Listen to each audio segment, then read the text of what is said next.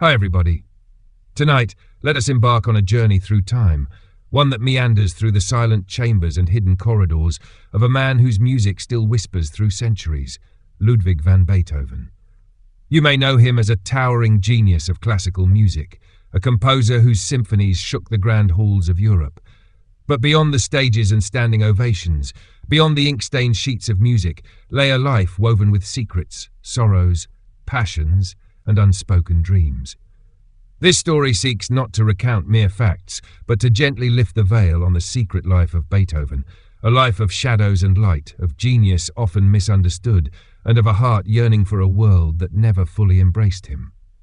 Our tale begins not with fame or thunderous applause, but with a quiet night in Bonn, the town of his birth.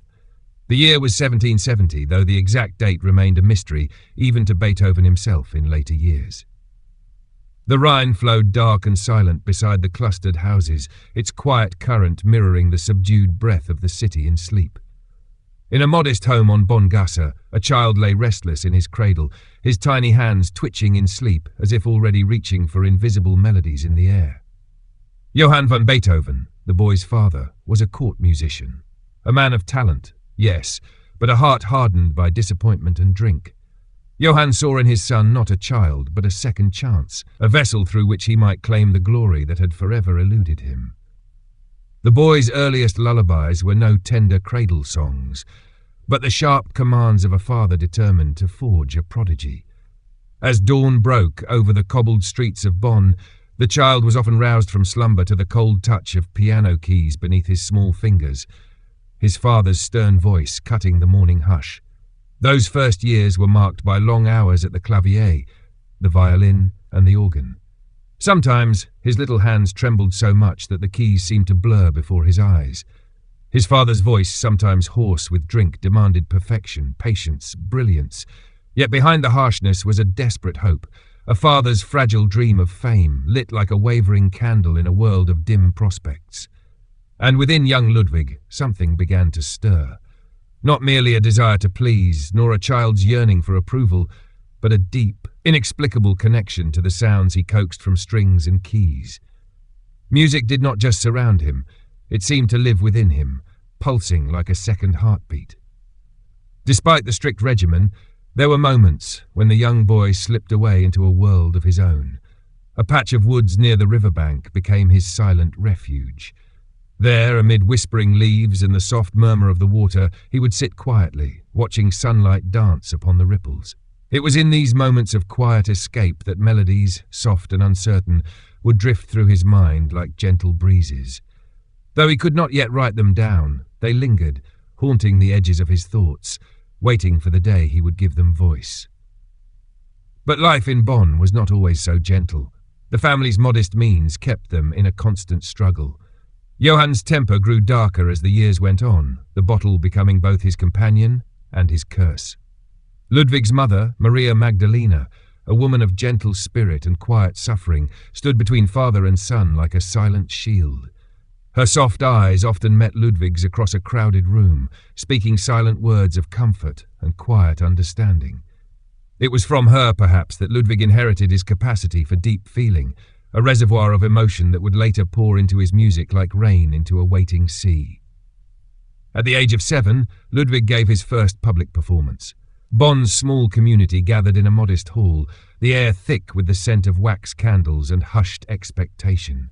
The child, barely tall enough to reach the keys without a cushion on the bench, sat in quiet concentration.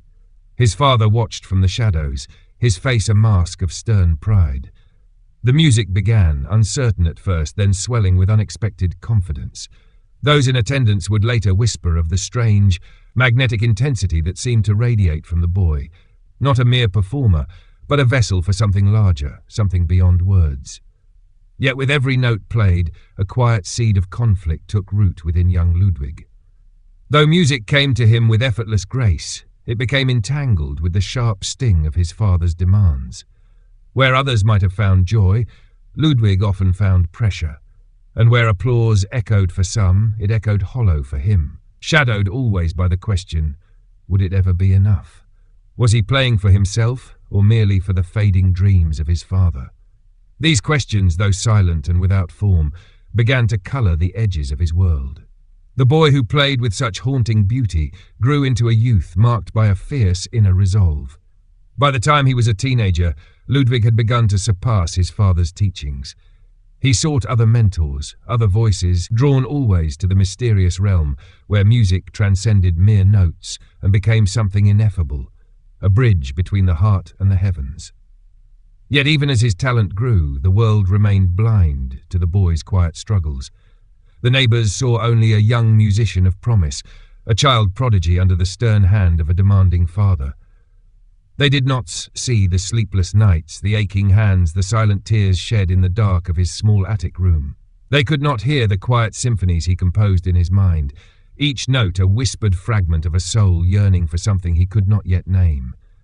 And so, in those early years of Bonn, Ludwig van Beethoven learned the first and most painful secret of genius, that it is often born not in joy, but in solitude and silent endurance. A secret that would follow him all his life, shaping the man and the music in ways the world would only begin to understand, long after the final note had faded into silence. The days in Bonn rolled forward, marked by the gentle rhythms of river life and the unchanging chorus of church bells echoing across the rooftops. For the townsfolk, life continued with predictable simplicity, market days, festivals, the slow turn of seasons. But for young Ludwig, the world was becoming a more intricate tapestry, each thread woven with conflicting colours of duty, desire, and with distant possibilities. His lessons grew in intensity. Johann van Beethoven's ambitions had no patience for the natural pace of a child's growth. The boy was thrust into performances, studies, and endless practice, as though his life's purpose existed solely to fulfill a vision cast long before his birth. Neighbours occasionally glimpsed Ludwig trudging through the streets, violin case in hand, eyes fixed on some distant point far beyond the misty Bonn horizon. There was a gravity about him, a silent defiance that marked him even then as something apart. Amid the ceaseless drills of scales and arpeggios, a different kind of education unfolded, one unspoken and rarely acknowledged. Ludwig began to understand the nature of expectation and the weight of other people's dreams pressed upon young shoulders. Each time he faltered under his father's stern gaze, a quiet part of him recoiled further inward. And yet, curiously, this did not break him. Rather, it tempered him, as heat tempers steel. For even as the demands grew, so too did his inner resolve. An invisible shield woven from countless silent vows whispered in the sanctuary of his mind. Yet it was not always a battle of wills. There were moments, rare, fleeting, when father and son found a fragile accord. On quiet evenings, when Johann's mood softened under the influence of wine and memory, he would share with Ludwig tales of the court in Bonn, of the music played in the Elector's grand halls, of Mozart's distant fame in Vienna. In these rare confidences, Johann seemed almost human, a man grasping for connection in the tangled threads of his own disappointments. And Ludwig, though wary, would listen. For beneath his father's sternness lay the faint embers of a passion they both shared, a passion for music that transcended the bitterness of failure and the sting of unmet expectations. It was in these moments that Ludwig caught glimpses of a world beyond Bonn, a world of courts and composers, of salons buzzing with whispered reputations, of a life where music was not mere toil, but the very language of greatness. The name of Wolfgang Amadeus Mozart, spoken in hushed reverence, took on an almost mythical resonance in Ludwig's young mind. The idea that one could rise from humble origins to command the attention of princes and kings seemed both impossible and irresistibly alluring. But life at home offered little time for dreams. Johann's temper grew increasingly unpredictable, his drinking a constant shadow over the household. The soft presence of Maria Magdalena remained a silent balm, but even she could not always shield her children from the darker tides of their father's moods. For Ludwig, the piano became both a refuge and a battleground, a place where he fought not just for mastery, but for a measure of freedom from the constraints of his small, suffocating world. One evening, as dusk settled over Bonn in a violet hush, Ludwig sat alone at the clavier in a friend's parlour. A modest gathering of neighbours had spilled into an impromptu recital. The room was quiet, the soft murmur of conversation fading into expectant silence as the boy began to play. His fingers moved over the keys with a touch that seemed, to those watching, almost unconscious. But within Ludwig, every note stirred something deeper, a quiet reckoning of who he was and who he longed to become. The music he chose was simple in form, a modest sonatina he had composed in secret, unknown even to his father. Yet as the final notes lingered in the candlelit air, a hush fell upon the room that transcended polite applause. It was not brilliance nor technical mastery that caught their breath, but the strange, aching beauty in the boy's expression, as though, for a fleeting moment, he had opened a window into a world none of them could quite grasp. They clapped, yes, as society required. But long after they left, the memory of that haunting melody lingered in their thoughts like the fading scent of lilacs after a spring rain. In that quiet performance, Ludwig felt a shift. Not in how others saw him, though murmurs of his talent began to ripple beyond his father's circle, but in how he began to see himself. The realization dawned with the slow certainty of morning light. His music could speak in ways words never could. It could reach beyond Bonn, beyond the narrow confines of his father's ambitions, and touch something vast and timeless. And in that, perhaps, lay a destiny his father could neither command nor control.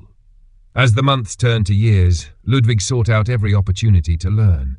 He apprenticed under Christian Gottlob Neefe, a court organist with a keen eye for young talent and a gentler hand than Johann. Under Neefe's guidance, Ludwig's gift flourished in new directions. The older man introduced him to the works of Bach, to the intricate, mathematical beauty of fugues and counterpoints. For Ludwig, it was like discovering a secret language, a hidden architecture beneath the surface of sound that spoke directly to the heart's deepest longings. With Neefe's encouragement, Ludwig began to compose more seriously, his early works revealing a startling maturity that belied his years. A few of these modest pieces even found their way to print, a rare honour for one so young. Yet even as his reputation began to take root, Ludwig remained curiously untouched by the vanity that so often accompanied early success. He worked not for fame, nor to silence the doubts of others, but because the music itself demanded it, a silent, insistent voice that called him onward. Still, the world beyond Bonn remained a distant dream. The narrow streets and familiar faces of his hometown held him in a quiet embrace that was both comforting and confining. He began to sense, with a clarity both thrilling and unsettling, that his true path lay elsewhere, in cities he had never seen, before audiences he had never met, in places where his music might finally soar beyond the shadows of expectation and fear. But for now, Ludwig remained in Bonn, a young man on the cusp of something vast and undefined. The secret life of genius is often a life of waiting for the moment when preparation meets opportunity, when the silent labour of years bursts forth into the light. And as the soft rains of spring washed over the rooftops of Bonn, Ludwig van Beethoven stood quietly at the threshold of a future that neither he nor the world was yet ready to comprehend. The summer of 1784 unfolded gently over the quiet streets of Bonn, bringing with it soft golden days and the scent of ripening vineyards along the Rhine. For most, it was a season of familiar rhythms, market carts creaking over cobblestones, the hum of trade along the wharves, the solemn toll of church bells marking the hours. But for Ludwig, now entering his teenage years, it was a season unlike any before. It marked the first time the boundaries of his small world began to loosen, offering him a brief but fateful glimpse of a life beyond Bonn. Christian Gottlob Neefe, ever attentive to the silent flame burning within his young pupil, had been quietly advocating for Ludwig's talents at court. The Elector of Cologne, Maximilian Franz, maintained his residence in Bonn, a modest yet influential court that prized culture, music, and intellect. It was through Neefe's careful intercession that Ludwig, at just 13, was appointed assistant court organist. The position, though humble and poorly paid, placed him within the very heart of the musical life of the city. And it offered something far more valuable, access to the court's library, its repertoire, and its musicians. To step into the elector's court was, for Ludwig, like passing into another realm. The grand salons, adorned with gilded mirrors and polished marble floors, reflected a world of refinement and grace he had only imagined in his quiet moments by the river. Here, music was not a mere diversion, nor a tool of paternal ambition, but a language of diplomacy, power, and art. The court musicians, men of practiced skill and sharp wit, soon took notice of the quiet youth with intense eyes and an unwavering devotion to his craft. Yet Ludwig did not seek their approval. His heart remained anchored not to recognition, but to the music itself, that silent force within him which grew stronger with each passing day. His duties at court were modest, accompanying masses, playing the organ at services, assisting with chamber recitals. But in those duties he found something precious, a space where his gift could unfold without the suffocating shadow of his father's expectations. The organ became his companion, its deep, resonant tones a balm against the turmoil that often awaited him at home. Ludwig would linger long after services ended, his fingers dancing across the keys in quiet communion with the great composers whose works he studied in the court's library. Bach, Handel, Haydn. Their music spoke to him not as distant masters, but as kindred spirits, fellow travellers on a path marked by both brilliance and solitude. Evenings at the court often brought performances by visiting dignitaries, musicians and composers passing through Bonn.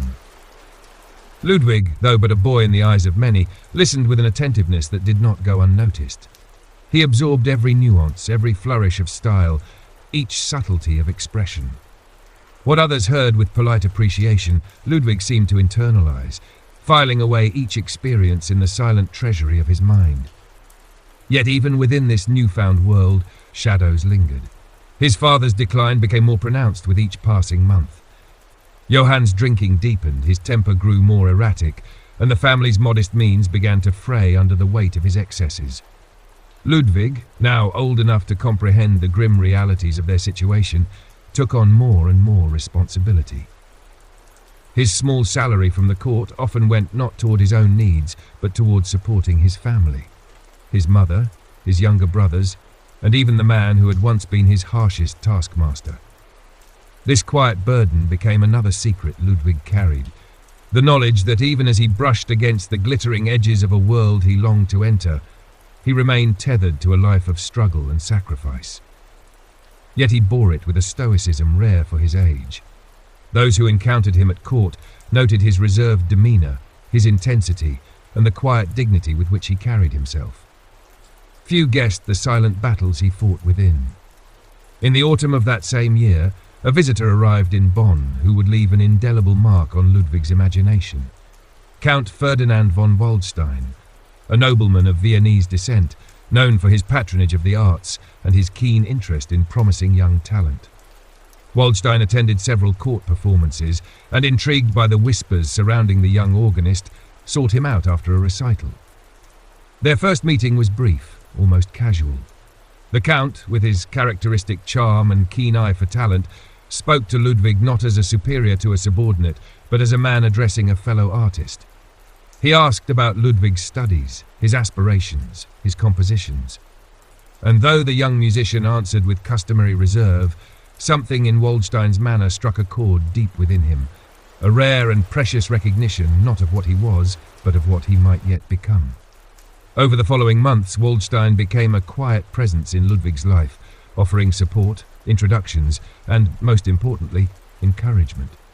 It was Waldstein who first spoke openly of Vienna, the city of music, where the greatest masters lived and worked, where a young man of true genius might find his rightful place.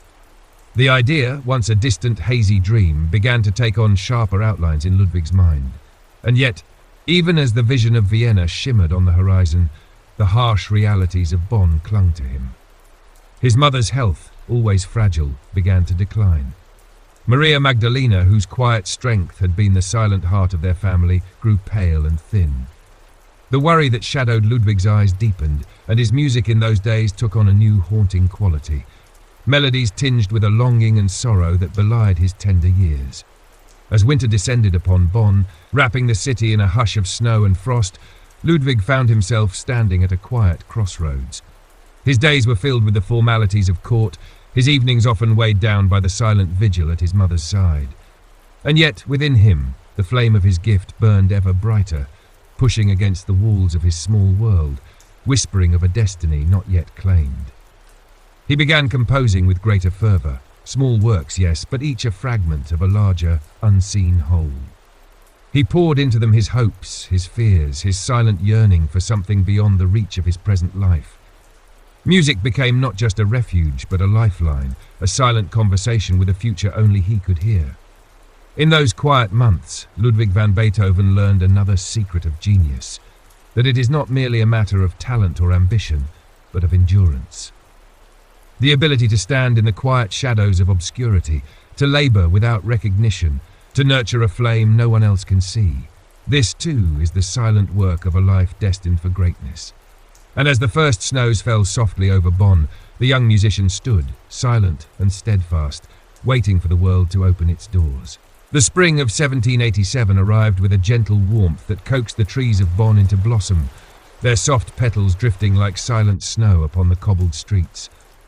The Rhine shimmered beneath the sun's soft gaze, and the air carried with it a scent of earth newly awakened from winter's sleep.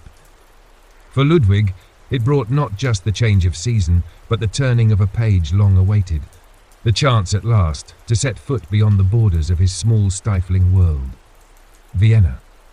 The name itself felt like a distant chord echoing in his heart. The city of Haydn, of Mozart, of imperial courts and glittering salons. A city where music flowed not as a mere accompaniment to life, but as its very heartbeat.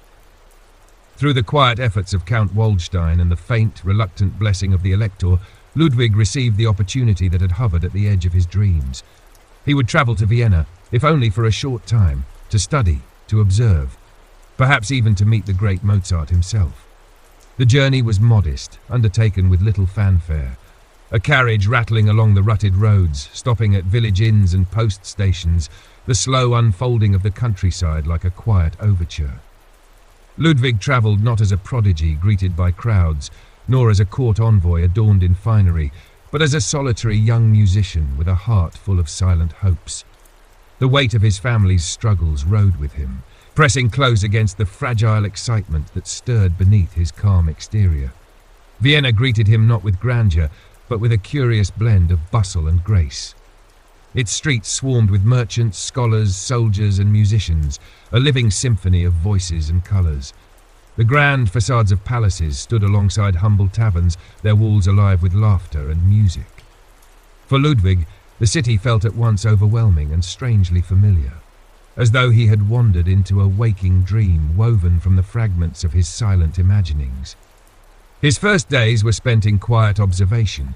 He attended performances in salons and theatres, marvelling at the ease with which Vienna's society moved through its rituals of culture and conversation. The music he heard there seemed to breathe with a freedom he had never known in Bonn. Light, playful, unburdened by the weight of expectation. Yet beneath the shimmering surface, Ludwig sensed an unspoken truth. Vienna was a city that demanded brilliance.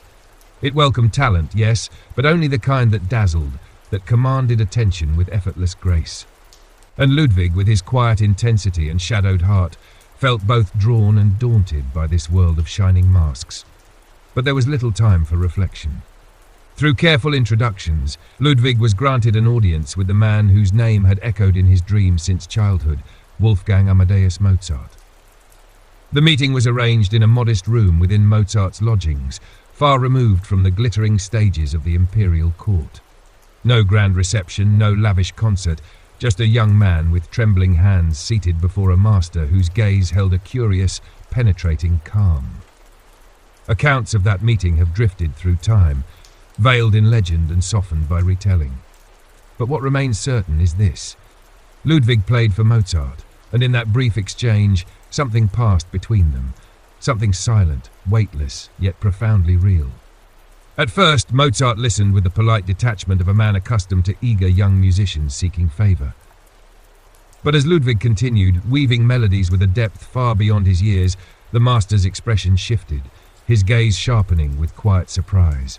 It is said that Mozart, after hearing Ludwig improvise on a theme, turned to a companion and whispered, "Watch this young man. He will make a great noise in the world." Whether the words were spoken exactly so, no one can say. But in that moment, Ludwig felt a spark, not of triumph nor of pride, but of something deeper. A recognition, perhaps, that even the greatest voices could hear and understand the silent song within him. Yet Vienna did not open its arms wide.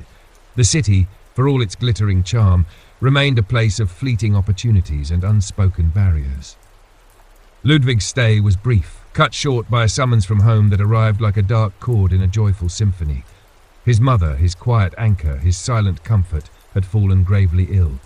The message carried with it the heavy finality of words unsaid, of time slipping beyond reach. Without hesitation, Ludwig abandoned his studies, his dreams, the shimmering promise of Vienna, and set out for Bonn. The journey back felt longer, heavier with each mile. As the carriage wheels turned, so too did the weight in his chest, a silent dread that no words could ease. When he arrived, the truth lay before him with cruel clarity. Maria Magdalena, the gentle heart of his world, was fading. Tuberculosis had taken hold, draining her strength with relentless precision. The small, dim room in which she lay felt suffocating in its stillness, the quiet hum of her laboured breath a sound Ludwig would carry with him for the rest of his days. He remained by her side, silent, steadfast, his hands clasping hers in quiet vigil. There were no grand declarations, no dramatic farewells, only the quiet communion of a mother and her son, bound by a love that words could never fully hold. In those final days, Ludwig's music fell silent. His heart, for the first time, felt the hollow ache of an emptiness no melody could fill. When she passed, the world did not shatter, nor did the skies weep. The streets of Bonn carried on, indifferent to the quiet end of a woman whose life had been marked by silent endurance. But within Ludwig, something shifted irrevocably. The boy who had dreamed of Vienna, who had touched the fringes of greatness, now stood in the quiet ruins of a world that could never be repaired. In the weeks that followed, Ludwig moved through his days with a sombre determination. He resumed his duties at court, supported his younger brothers, and bore the deepening shadows of his father's decline. Yet beneath the silent routine, a new resolve began to take root, a quiet, fierce determination not to let his gift wither in the smallness of his world. He began composing again, pouring into his music the tangled threads of grief, hope, and silent longing. The melodies that flowed from his hands bore a new depth, a quiet complexity shaped by sorrow and tempered by love. He did not seek solace in praise, nor comfort in distraction. His music became both a tribute and a promise, a way to honor the gentle strength of the mother he had lost, and to forge a path forward through the darkness that remained. And so, the young Beethoven stood once more at life's uncertain threshold, not with the naive dreams of a boy seeking approval, but with the silent, steadfast heart of a man who had tasted both the fleeting warmth of Vienna and the cold finality of loss. In the quiet corridors of Bonn, amid the fading echoes of a world that seemed too small for his growing spirit, Ludwig van Beethoven began to understand the true cost and the quiet power of a life destined for greatness. The year following his mother's death unfolded like a muted song, its melody subdued, its chords tinged with an aching dissonance that resonated within the quiet chambers of Ludwig's heart.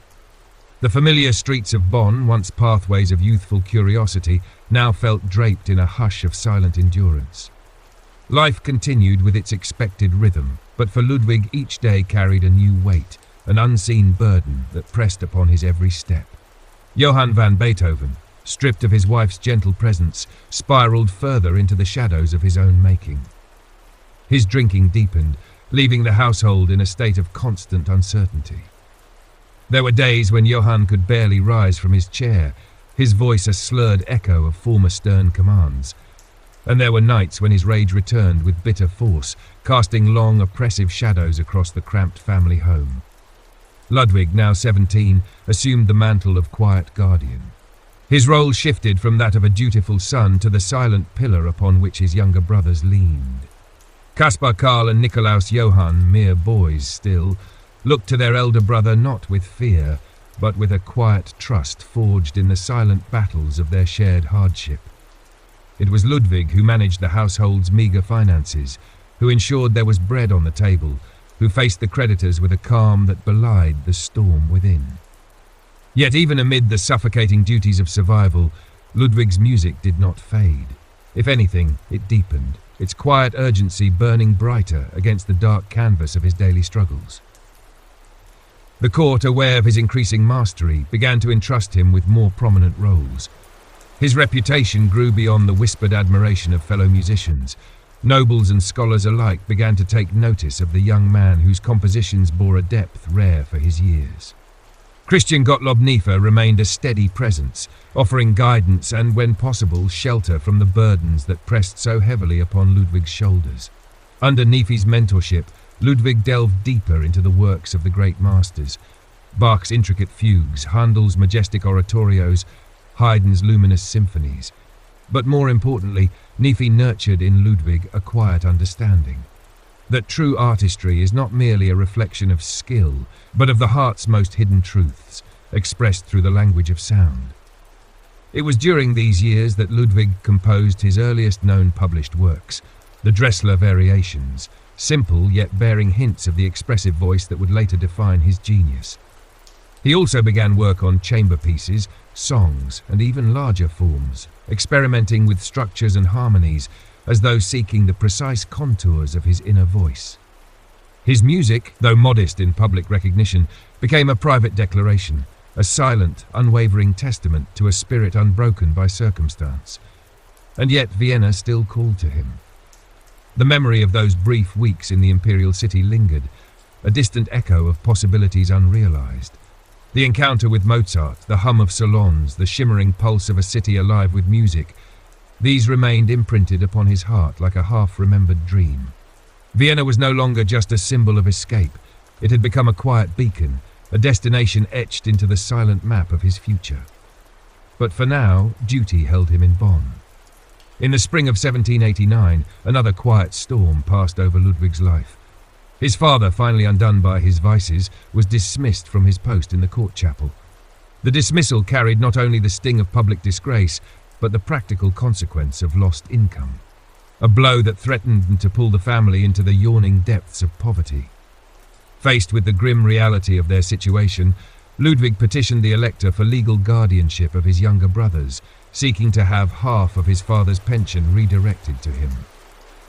The petition was granted, a quiet victory won not through music or charm, but through the steady force of a young man unwilling to let his family fall apart. With the additional funds, Ludwig managed to keep his brothers in school, to maintain a semblance of stability within a household forever teetering on the edge of collapse. His own ambitions, his dreams of study and travel, were once again placed upon the silent altar of sacrifice. Yet this did not harden him. If anything, it deepened the quiet resilience that had become the marrow of his being. It was during this same period that Ludwig's music began to reflect a subtle shift, a greater intensity, a bolder confidence in his harmonic choices, a quiet daring in the structure of his compositions. His sonatas carried whispers of emotional landscapes seldom explored by his contemporaries, weaving together moments of fragile beauty and haunting dissonance. To those who listened closely, there was a sense of something new stirring within the familiar forms, an undercurrent of a voice seeking to break free from the expected. And while the world saw only a talented young musician rising through the modest ranks of Bonn's court, within Ludwig, a quiet revolution was taking place.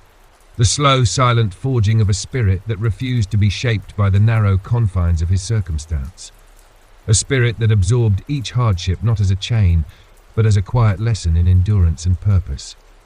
The friendships he cultivated in these years were few, but profound. Among them, Count Waldstein remained a quiet benefactor and occasional confidant. The Count's letters carried words of encouragement and glimpses of the world beyond Bonn's quiet borders.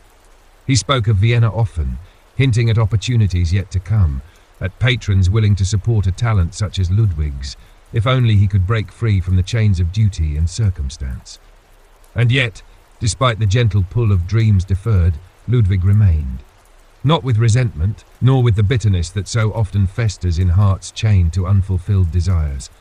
He remained because he understood, perhaps more deeply than most, that greatness is not a path stumbled upon, nor a gift bestowed.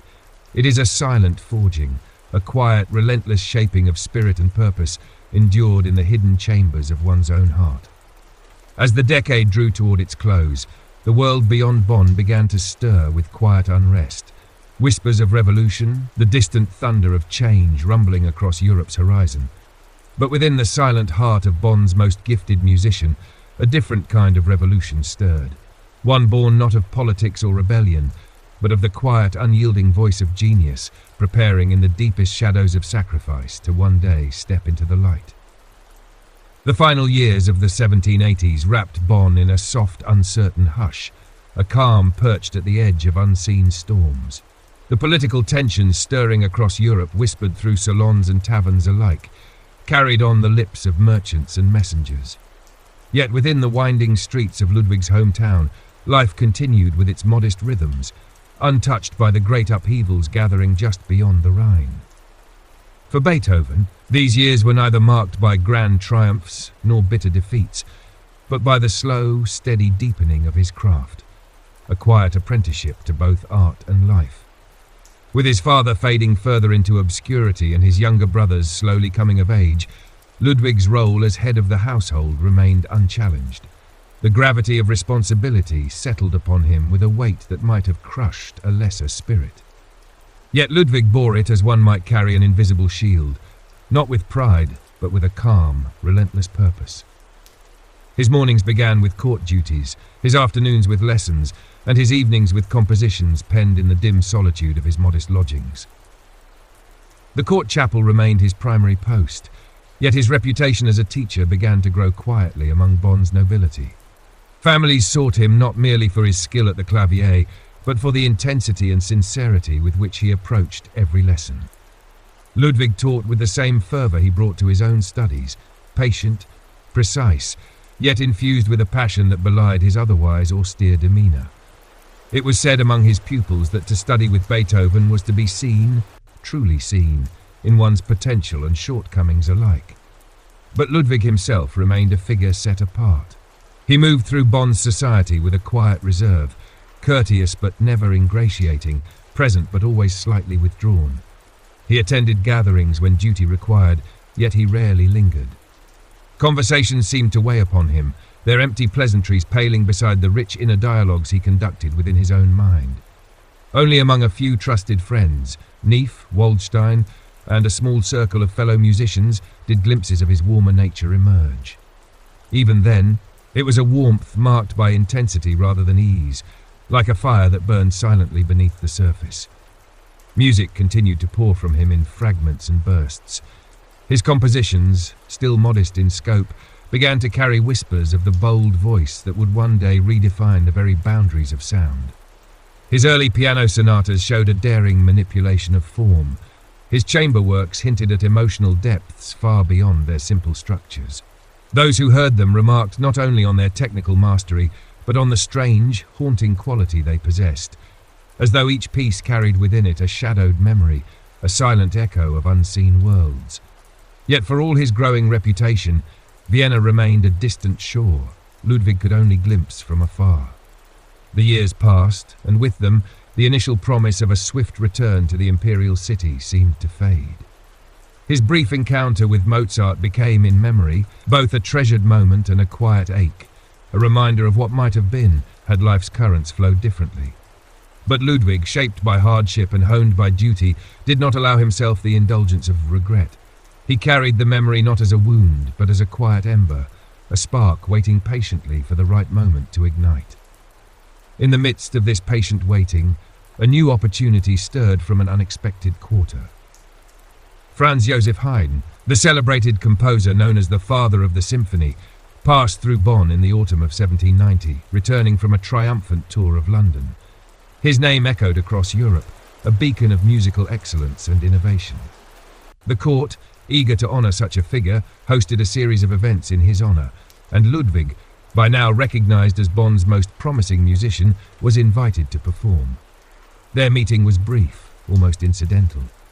Haydn, gracious and keen-eyed, listened attentively as Ludwig performed a small set of variations composed in his spare hours. The elder composer nodded with quiet approval, offering a few words of encouragement that Ludwig received with his customary reserve. Yet beneath the surface of their polite exchange, a silent recognition passed between them, a moment when two musicians, separated by years and renown, glimpsed in each other the quiet flame of shared devotion. It was Waldstein who seized upon this brief encounter with characteristic foresight. With his subtle influence, he began laying the groundwork for something Ludwig had long dreamed of but scarcely dared to hope for: a formal period of study with Haydn in Vienna. The plan was modest in scope: a short term of apprenticeship, an opportunity to refine his craft under the guidance of a master. But for Ludwig, it represented the long-awaited door opening at last, the quiet culmination of years of labour, sacrifice and silent endurance. As winter settled over Bonn, Ludwig prepared for the possibility with the quiet determination that had come to define him.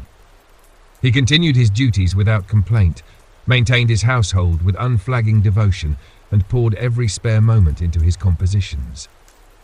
He did not speak often of Vienna, nor did he allow his thoughts to wander far from the pressing realities of his family's welfare. But within the silent chambers of his heart, a soft stirring began, the first whisper of a future that no longer seemed entirely out of reach. And then, in the spring of 1792, the invitation came. It was neither grand nor formal, a simple arrangement brokered through friends and patrons, secured by Waldstein's quiet influence and Haydn's generous consent. But its meaning to Ludwig transcended words. The chance to study under one of the great masters, to step once more into Vienna's living heart, to finally claim the destiny that had hovered just beyond his grasp. It was a silent answer to a question he had long carried alone. Yet the departure would not be without sacrifice. Leaving Bonn meant leaving behind the fragile stability he had built for his brothers, the duties he had borne so long in silence. It meant entrusting their care to others, stepping away from the quiet role he had accepted without complaint. And though they offered him their blessings, the parting was marked by a deep, unspoken sorrow, a quiet fracture in the tightly woven fabric of their shared life. On a grey morning in late autumn, Ludwig van Beethoven set out once more upon the road to Vienna. His possessions were modest, his prospects uncertain, his heart heavy with the quiet ache of duty deferred. But within him burned a flame no hardship could quench. A silent, steadfast resolve to carve from the vast, uncertain world a place for his voice, his vision, his unspoken dreams. As the carriage wheels turned upon the frost-bitten road, Ludwig sat in silence, his eyes fixed upon the distant horizon. Behind him lay the quiet shadows of Bonn, the weight of years, of duty, of loss. Before him stretched the silent promise of Vienna, a future unwritten, a destiny waiting with patient breath. And within him the quiet secret life of genius stirred once more, ready to face the world with all its beauty, its trials, and its silent, waiting song. The road to Vienna wound gently through valleys shrouded in the soft mists of autumn, a quiet ribbon of earth threading its way through forests touched by the fading hues of gold and crimson.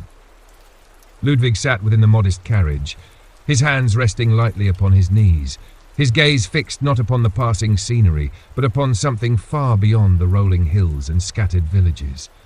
The quiet rhythm of the journey wrapped him in a hushed reverie, a stillness broken only by the faint creak of wheels and the soft murmur of distant streams.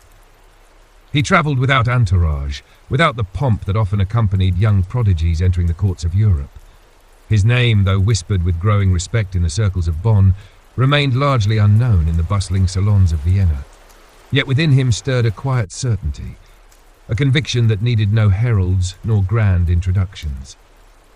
His talent, his voice, would speak for itself, in its own time, in its own way.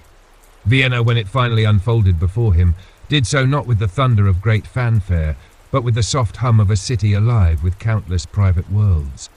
Its broad avenues and winding alleys buzzed with the mingled sounds of carriage wheels, market cries, and the soft strains of music drifting from open windows.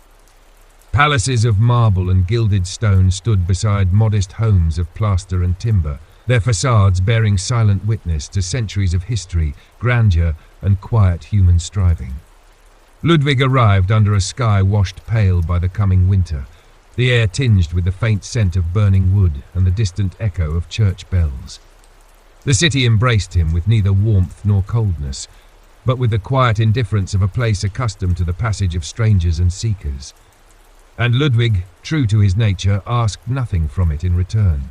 No welcome, no recognition, only the chance to begin. His initial lodgings were modest, a small room in the heart of the city, its single window overlooking a quiet courtyard where the autumn leaves gathered in soft drifts. Here, in this unassuming space, Ludwig began the next chapter of his life. Not with grand declarations, but with the simple, steadfast routine that had long guided him. He rose with the dawn, practiced with unwavering focus, and spent his days in quiet study and observation. His formal introduction to Joseph Haydn unfolded in much the same quiet manner. The elder composer, now in the autumn of his career, received Ludwig with the courteous interest one might afford a promising student. Haydn's fame was by then unparalleled. His symphonies echoed through the concert halls of Europe, his reputation a towering presence in the world of music. Yet beneath his gentle manners and kindly gaze lay the sharp intuition of a man who recognized, perhaps before even Ludwig himself, the quiet storm gathering within his young pupil. Their lessons began with the study of counterpoint and composition, formal exercises meant to refine technique and deepen understanding of musical architecture. Haydn's method was precise, structured, and deeply rooted in tradition. Yet even in these early sessions, a subtle tension stirred between master and student. Ludwig, though respectful and eager to learn, carried within him a restless spirit, a silent, insistent urge to push beyond the boundaries of accepted forms, to explore harmonies and expressions that lay beyond the well-trodden paths of convention. Haydn, ever gracious, offered guidance with the patience of a seasoned mentor. But there were moments, quiet, fleeting, when Ludwig sensed a silent hesitation in his teacher's eyes, a faint uncertainty about how to nurture a talent that seemed even then destined to chart its own course. They worked together, yes, but not always in perfect harmony. Ludwig absorbed all that Haydn could offer, yet deep within a quiet understanding took root, that his true voice would not be found by following in another's footsteps, no matter how esteemed. Outside the confines of their lessons, Vienna opened itself to Ludwig in ways both subtle and profound. He attended concerts in grand halls where chandeliers bathed the gathering crowds in golden light, and private salons where music flowed like whispered conversation among patrons of art and intellect. He listened, observed, absorbed. The great symphonies, the delicate sonatas, the soaring arias that echoed through the city's heart. Yet always within him a silent dialogue continued, a comparison, a questioning, a quiet reshaping of all he heard into something uniquely his own. Patronage came slowly, in cautious ripples rather than sweeping tides. Vienna, ever the discerning heart of Europe's musical life, offered its favour only to those who proved themselves worthy beyond doubt. Yet Ludwig's name began to appear upon the lips of those who mattered, whispered first in the corners of salons, then spoken with quiet admiration among circles of musicians and noblemen. His playing, marked by a boldness and emotional depth that defied his years, stirred a quiet fascination, and his compositions, though still few and modest in scope, carried a voice that hinted at something new, something unspoken yet undeniably present. Among those drawn to his growing circle was Count Ferdinand von Waldstein, whose influence in Vienna proved as steady and generous as it had been in Bonn. Waldstein became not merely a patron but a confidant, offering support and introductions with a quiet wisdom that recognized in Ludwig not just talent, but a spirit worthy of the long and uncertain journey toward greatness. In private letters and quiet conversations, Waldstein encouraged him to remain steadfast, to trust in the slow unfolding of destiny even when the path seemed uncertain. Yet despite the quiet successes, Vienna was no gentle refuge. The city demanded brilliance at every turn, and Ludwig, still an outsider, still a young man far from the security of his family and the familiarity of Bonn, felt the silent pressure of expectation weigh upon him. There were days when doors remained closed, when performances ended with polite applause rather than genuine acclaim, when patrons offered words of encouragement without the substance of support. And through it all, Ludwig moved with the same quiet determination that had carried him through the darkest hours of his youth. In the silent corners of his modest room, by candlelight that flickered against the gathering shadows of Vienna's long winter nights, Ludwig composed. Sketches of sonatas, fragments of symphonic themes, whispered echoes of melodies born in the quiet chambers of his heart. He wrote not for applause, nor for fame, but because the music within him demanded voice, demanded shape, demanded life. Each note penned was a step forward, a silent act of faith in a destiny he could feel, if not yet see. As the winter deepened and the streets of Vienna lay wrapped in a hush of frost and falling snow, Ludwig van Beethoven stood quietly at the threshold of a world slowly beginning to take notice. His genius, still veiled in the soft shadows of early promise, waited with patient breath. The city, with all its grandeur and quiet cruelties, had not yet fully opened its arms. But within the silent heart of a young composer from Bonn, the first whispers of an unyielding legacy stirred. A legacy that would one day echo beyond Vienna, beyond his own lifetime, into the silent waiting heart of the world itself. The first true Viennese winter of Ludwig's life settled over the city like a heavy velvet curtain, muffling the streets and softening the sharp edges of its bustling corners. Snow fell in quiet drifts upon rooftops and courtyards, blanketing the city in a hush that seemed almost reverent. Within this subdued world, Ludwig moved like a silent traveller, a young man from a modest town, carrying with him no grand lineage, no famous patron's name, only the weight of his silent gift and the quiet strength of his own resolve. The lessons with Haydn continued through the darkening months, unfolding with a rhythm as steady as the falling snow. Though respectful, Ludwig felt the slow pull of divergence between his own musical instincts and the carefully measured approach of his teacher. Haydn, ever the master of form, emphasized structure, balance, and adherence to the established norms of classical composition. But Ludwig, with his heart steeped in the tangled emotions of loss, longing, and restless hope, often felt stifled by such rigid boundaries. Their exchanges, while cordial, sometimes carried the faintest strain of unspoken difference. Ludwig worked tirelessly through the exercises, completing fugues, counterpoints, and variations with meticulous care. Yet in the quiet of his own study, away from the observant eyes of his mentor, he allowed himself the freedom to explore beyond the edges of tradition, experimenting with unexpected harmonic progressions, daring modulations, and emotional contrasts that seemed to flow from some deep, unseen well within him. Vienna, ever the city of masks and hidden truths, seemed to echo his silent exploration. Beneath its grand facades and formal gatherings, it pulsed with an undercurrent of artistic restlessness. Composers, poets, and philosophers moved through its salons and coffeehouses, sharing ideas and visions of a world shifting quietly beneath the weight of old orders. Though revolutions rumbled in distant lands, in Vienna, change stirred in softer, subtler ways, through art, through thought, through the quiet rebellion of the heart. Ludwig found himself drawn into this world, albeit cautiously. He attended gatherings where music intertwined with philosophy, where the rigid formalities of courtly life gave way to passionate debates about freedom, expression, and the future of the human spirit. He listened more than he spoke, absorbing the restless energy of a city on the cusp of transformation. These encounters fed something within him, a growing sense that his music, though born of personal struggle and silent endurance, might one day speak to something larger, something universal. Yet amid these broader currents, life demanded its daily share of attention. Ludwig continued to perform in salons and small gatherings, earning enough to sustain his modest existence. His reputation grew slowly, like a quiet ripple across a still pond. Those who heard him play spoke of his touch upon the keys, a touch that carried both force and tenderness, a strange marriage of precision and raw emotion. His improvisations, in particular, began to stir whispers among Vienna's discerning audiences. They spoke of the young man from Bonn who seemed to conjure entire worlds from a single fleeting theme. But recognition in Vienna was a delicate, unpredictable thing. For every patron who offered encouragement, there were others who viewed him with polite skepticism. A provincial youth, bold in his manner, unafraid to tread upon the toes of established customs. There were moments when Ludwig felt the silent resistance of a society hesitant to embrace anything that disturbed its carefully curated balance.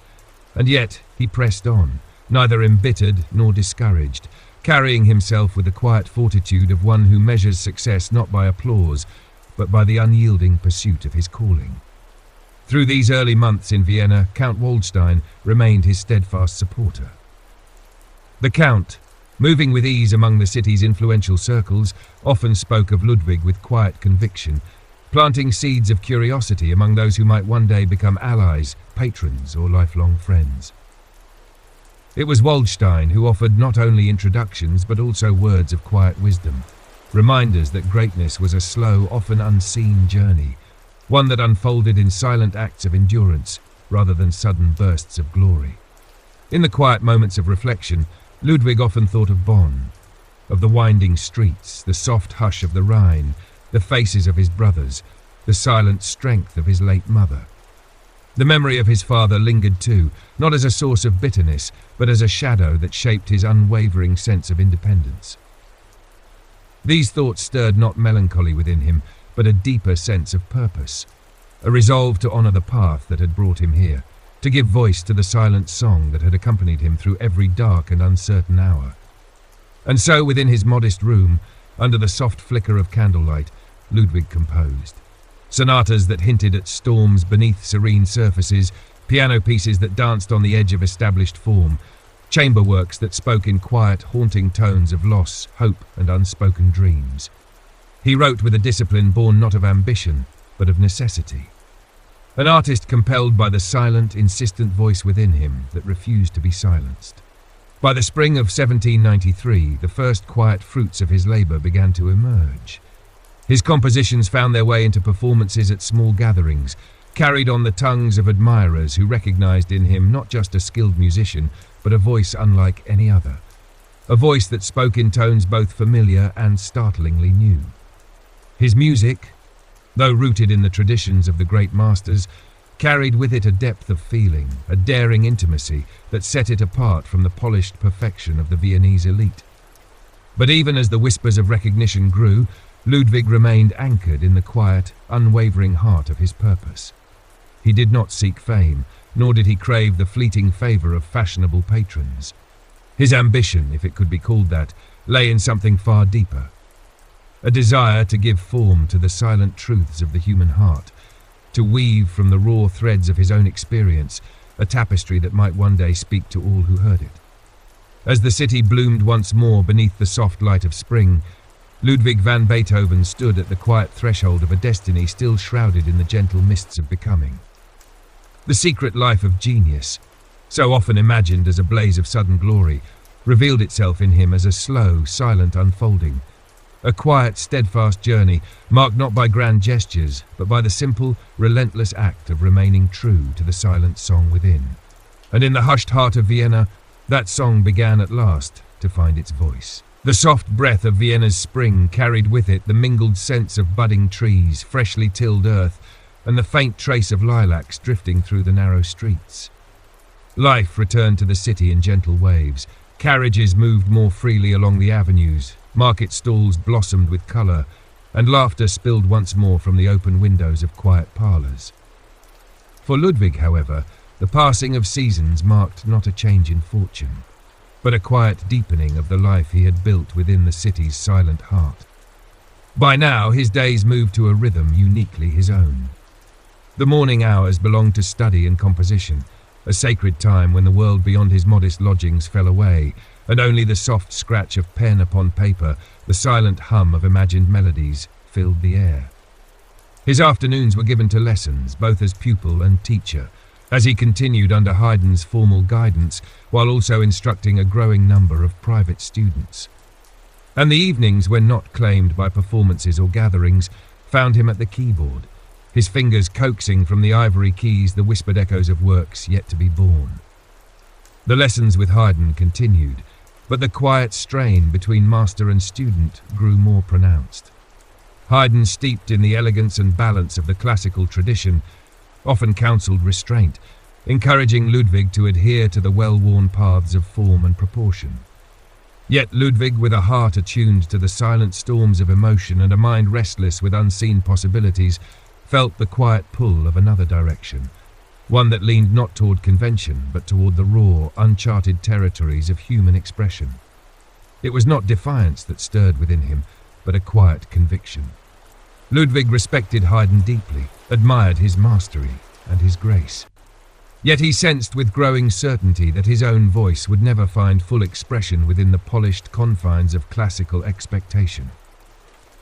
There were moments when their lessons ended in polite, strained silence, Haydn offering corrections with gentle insistence, Ludwig nodding with outward compliance, even as his mind wandered toward the unwritten music that pressed quietly against the walls of tradition. Beyond the confines of his study, Vienna began at last to take notice. It started with whispers in the salons, murmurs of a young pianist whose touch seemed to breathe life into the notes, whose improvisations left listeners suspended between wonder and a quiet ache they could not quite name. His performances, though often set in intimate gatherings rather than grand halls, began to draw the attention of patrons whose influence could shape a career. The Countess Maria Wilhelmine von Thun, a noted supporter of the arts, invited him to her gatherings, where his music stirred both admiration and curiosity among Vienna's most discerning circles. It was in these quiet, polished rooms that Ludwig encountered figures who would weave themselves into the tapestry of his life, men and women of means and influence who saw in him not merely a performer, but a composer whose voice promised something beyond the ordinary. Among them was Prince Karl Lichnowsky, a nobleman whose generous patronage would soon offer Ludwig a haven amid the unpredictable tides of Viennese society. Lichnowsky, known for his discerning taste and genuine love of music, opened his home to Ludwig not merely as a patron, but as a friend. The prince's residence became a place of quiet refuge, a space where Ludwig could compose, perform, and engage in the vibrant exchanges that marked Vienna's artistic heart. Lichnowsky recognized in the young composer a rare combination of fiery spirit and quiet vulnerability, a man whose genius carried within it both storm and stillness. Yet even as his circle of supporters grew, Ludwig remained curiously untouched by vanity. He moved through the gilded salons and candle-lit chambers with the same quiet reserve that had marked him in Bonn. He spoke little, observed much, and played with a fervor that seemed to silence even the most practiced courtiers. Those who sought to draw him into idle conversation often found themselves met with a gentle, distant courtesy, not out of arrogance, but because Ludwig's mind dwelt always in a realm where words could never quite reach. His compositions, too, began to find a wider audience. Publishers, once hesitant, grew more willing to print his works, sensing in them a voice that stirred beneath the familiar forms. His sonatas, in particular, captured the attention of those who listened with open hearts, works that married the precision of structure with a haunting emotional depth, revealing a composer afraid to tread the delicate line between tradition and personal truth. Among these early triumphs was his set of piano trios, dedicated to the Countess von Thun, works that hinted at the bold, unspoken desires stirring within him. They carried the hallmarks of classical form, yet whispered of darker shades, unexpected turns and quiet dissonances that lingered in the heart long after the final notes faded. The reception was warm, if cautious. Vienna's elite, ever careful in their praise, spoke of promise, of potential, of a young man who might in time find his place among the greats. But Ludwig, as ever, sought no such assurances. His ambition, quiet and unyielding, was not fueled by the fleeting favour of patrons or the hollow applause of salons. He composed because he must, because the music within him left him no choice. The approval of society, though welcomed, remained a distant echo compared to the silent, insistent voice that called him ever onward. Even as he navigated the shifting currents of Vienna's artistic world, Ludwig remained faithful to the quiet rituals that had shaped him in Bonn, rising early, practicing with relentless devotion, composing with a fervour that bordered on compulsion. His modest room, though now furnished with small tokens of success, remained a place of quiet labour rather than luxury. The soft glow of candlelight upon scattered manuscripts became the silent witness to countless hours of solitary creation. And though the city began, slowly, to open its arms, Ludwig remained a figure apart, a man whose genius moved not with the tides of fashion, but with the quiet, steady pull of something far deeper. Vienna saw a rising star, a promising composer poised on the brink of greatness. But Ludwig felt, within the silent chambers of his heart, the slow unfolding of a destiny yet unseen. A destiny that would not be shaped by applause, nor by the fleeting whispers of fame, but by the unwavering song that had accompanied him since the earliest shadows of youth. As spring gave way to the soft bloom of summer, The city around him hummed with life, a tapestry of sound and colour, light and shadow. And within this living heart of Vienna, Ludwig van Beethoven stood quietly at the threshold of a future both luminous and unknown. His silent genius preparing, with patient breath, to take its first true steps into a world waiting, though it did not yet know it, to be forever changed. In the quiet hush of that candlelit chamber, Beethoven paused, his gaze drifting toward the window, where the moonlight stole glimpses of the night sky's dark canvas. His fingers lay poised above the piano keys without touching them, as though waiting for some inner signal to release the next wave of melody. It was in these moments of stillness that his deepest inspirations stirred. The silence spoke louder than any note, it begged for expression. And in that vulnerable intersection of absence and creation, Forest Nocturne No. 10 began to take its first breath. This composition would unfold slowly, deliberately, emerging like a dream at sea, an undulating pattern of broken chords that floated over rhythmic pulses, reminiscent of footsteps on dew-soft grass at midnight. Beethoven worked through the night, his countenance drawn yet luminous with intent. Each hand wove separate worlds, one tender as a secret sigh, the other restless, questing toward distant harmonies. Unlike his fiery sonatas, this nocturne was a meditation, quiet but charged, pregnant with mystery, unspoken yearning, and ghosts of half-remembered dreams. Beethoven's hearing, ever slipping like sand through fingers, had already begun to betray him. Yet tonight, as he leaned into the score, he heard the most vivid voices in his mind. A chorus of trees whispering their ancient stories, of small creatures stirring in undergrowth, of water dripping from stalactites in some subterranean cavern. His awareness of the world around him expanded inward and outward at once, until the boundaries between composer, memory, and midnight forest thinned until they vanished. By dawn, the nocturne lay before him like a fragile petal of sound.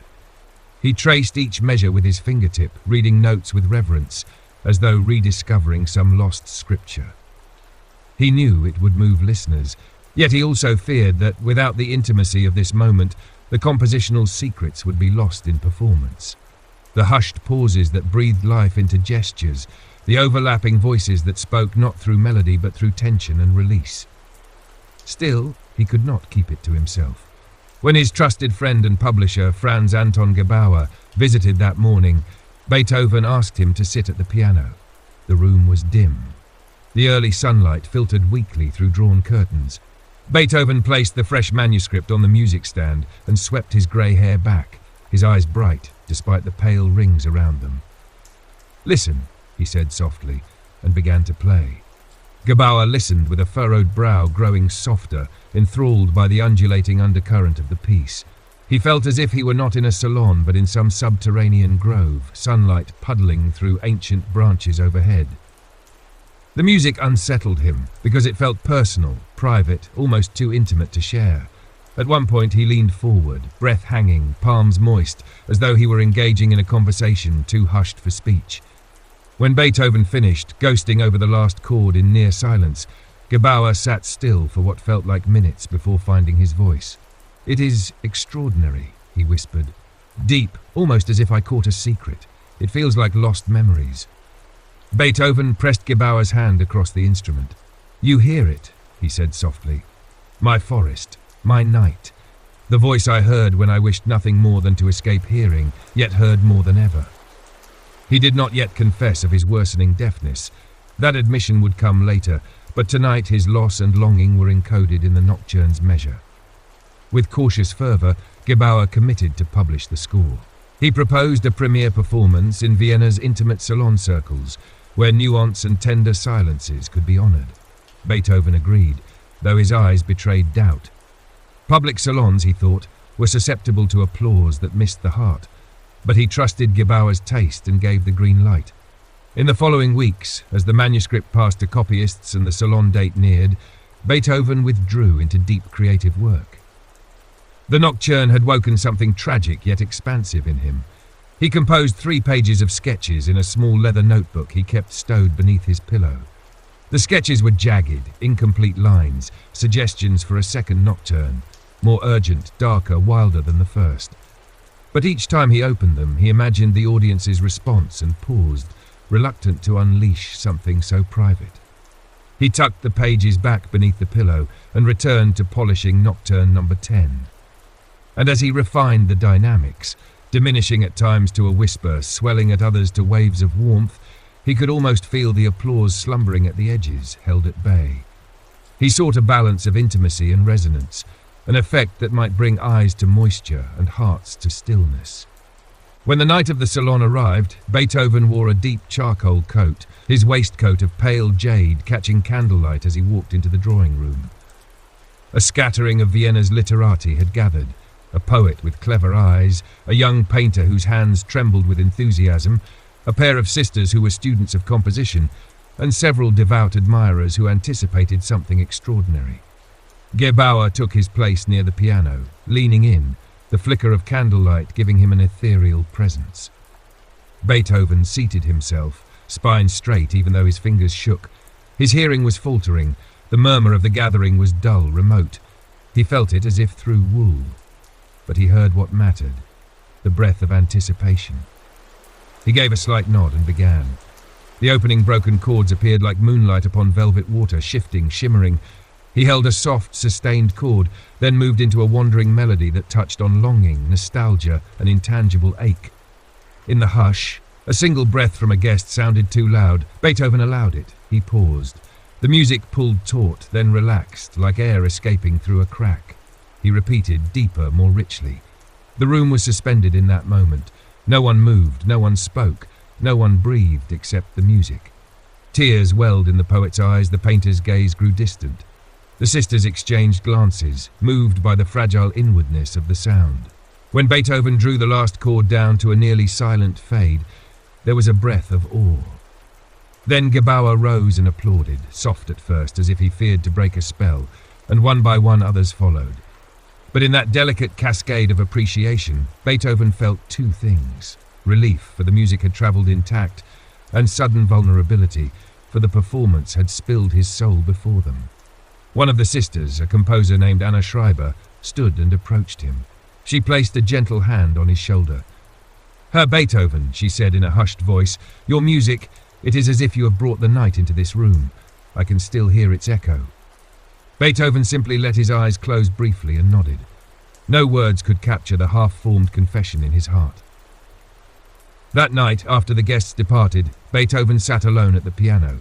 The salon's last candle guttered and died, leaving him in darkness. He pressed his palm to the wooden cover and whispered into the quiet. This was but a first breath. He thought of the sketches under his pillow, the wild sibling to Nocturne number 10 that longed to be born. But now he felt the weight of that birth. He was unsure whether he dared to let that deeper voice emerge. And so he rested his head on the keys, allowing the resonance of the day to echo through him. In the blackness of the room, only his heart kept time, a pulse throbbing with curiosity, yearning, and the murmur of night forests still waiting to speak. The nocturne had come alive, but so had Beethoven's desire to explore the secret places of his soul, the places where genius and fragility entwined. Little did he yet know, this delicate nocturne would open new doors. Among them, the fragile confidence to step toward his next audacious creation, and the wise humility to guard the more private echoes he'd not yet shared with the world. For now, he treasured the silence it brought, and the hush among those who listened. Thus closes this segment of his secret life, held between moonlit inspiration and nascent resolve. And still the night whispers on, awaiting its next confession. In the days that followed the nocturne's unveiling, Beethoven wandered the streets of Vienna with a curious stillness upon his countenance. The summer air was mild, and the cobblestone streets echoed gently with the rhythm of hooves and the soft murmurs of passers-by. He seemed untouched by the usual din of city life. Instead, his mind was absorbed in something far quieter, a persistent echo of that hushed nocturne, lingering like the fragrance of a distant memory. Yet within that fragile tranquility stirred an unsettling realization. Though the performance had been met with tender reverence, a soft applause mingled with whispered praise, Beethoven felt as though a boundary had been crossed, a boundary within himself. For the first time, he had offered not a grand sonata, nor a bold symphony, but a secret, a sliver of his inner world laid bare for others to witness. It was not merely a composition, but a confession wrapped in sound. And though the world had received it gently, he now felt exposed, as if the shadows of his heart had been glimpsed by eyes not meant to see. On one such morning, he found himself seated at the edge of the old Stadtpark, watching the lazy swirl of leaves floating upon the slow current of the Vienna River. His notebook, thick with sketches, half-formed ideas and ink-blotted margins, lay unopened on his lap. A light breeze toyed with its edges, threatening to turn the pages. Beethoven did not move to stop it. Instead, his eyes remained fixed on the water, tracing the ripples as they fanned outward, disappearing into soft distance. He remembered the words Anna Schreiber had whispered to him after the performance, that he had brought the night into the room. It lingered in his mind with both warmth and a trace of fear. Had he truly revealed so much? Was it safe, even wise, for an artist to unshutter his soul in such a manner? The world adored boldness, brilliance, the thunder of genius, but did it understand the delicate murmurs of longing and loss? That evening, as twilight bled softly over the rooftops of Vienna, Beethoven returned to his modest quarters. The familiar walls welcomed him, yet felt strangely unfamiliar in the deepening dusk. Without lighting a lamp, he moved to the piano and rested his hands upon the closed lid. The touch of the wood, smooth and cool beneath his fingertips, grounded him. In the silence, he thought of the sketches beneath his pillow, still untouched since that night. A gentle knock echoed from the door, startling him from his reverie. "Come," Beethoven called softly. The door opened to reveal Gebauer, carrying a small parcel wrapped in cloth. His face bore a cautious, almost apologetic expression. He stepped inside, closing the door quietly behind him. "I hope I do not disturb you," Gebauer said. Beethoven shook his head, gesturing for him to enter. "Not at all. What brings you?" Gebauer approached, placing the parcel upon a nearby table. "I thought you might like to see this, the first print of the Nocturne score. The engraver worked swiftly. I ensured every nuance you marked was honored." Beethoven rose slowly and crossed to the table. With careful hands, he unwrapped the cloth, revealing a freshly bound volume, the title elegantly embossed in soft silver ink, Nocturne in E-flat major, Opus 81. He ran his fingers across the cover, feeling the faint impression of the letters. The sight stirred something quiet within him, not pride, but a deep, solemn acknowledgement. This was no mere publication. It was a fragment of his inner world, pressed into permanence for others to hold. "Thank you, Franz," Beethoven said, his voice low and sincere. Gebauer hesitated, then spoke softly. "I wonder, would you consider composing more pieces like this? There is something in the Nocturne, a kind of voice not yet heard in your other works. It moved people, Ludwig. It moved me." Beethoven met his gaze, eyes shadowed with thought. To compose thus is to surrender a part of oneself one may never reclaim. Gebauer nodded gently, and perhaps that is the truest gift an artist can offer. The words settled between them like a hush. After a long pause, Beethoven gave a faint, thoughtful smile. "I shall consider it," he said. That night, after Gebauer departed, Beethoven lit a single candle and withdrew the sketches from beneath his pillow. The pages whispered softly as he unfolded them, half-formed fragments of melody, phrases scribbled hastily in margins, curious harmonic explorations that hovered on the edge of comprehension. They were restless sketches, darker and more impassioned than the serene nocturne he had shared. One theme in particular caught his attention, a series of descending intervals, stark and haunting, followed by a sudden, unexpected leap into a brighter register. It felt as though a shadow had fallen, only to be pierced by a fragile beam of light. Beethoven traced the notes with his fingertip, absorbing the idea into his mind. He began to hum softly, almost imperceptibly, allowing the melody to find its breath. The tune was raw, unsettled, a whisper of something yet unspoken. His heart stirred, responding with a mixture of apprehension and quiet resolve. For the next several nights, Beethoven surrendered himself to the creation of this second nocturne. But unlike the first, this one resisted him. It tugged him deeper into shadows he had not wished to explore, memories of isolation, the ache of his fading hearing, the sharp sting of unspoken fears.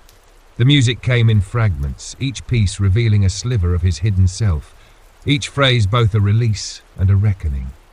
There were moments when he would stop, hands trembling upon the keys, unsure if he dared continue. Yet something within him, a quiet, persistent voice, urged him forward. The melody demanded to exist, and as he pressed on, note by note, the nocturne began to take form, not as a reflection of gentle longing, but as a quiet testament to resilience amid sorrow. It became a dialogue between shadow and light, between despair and hope.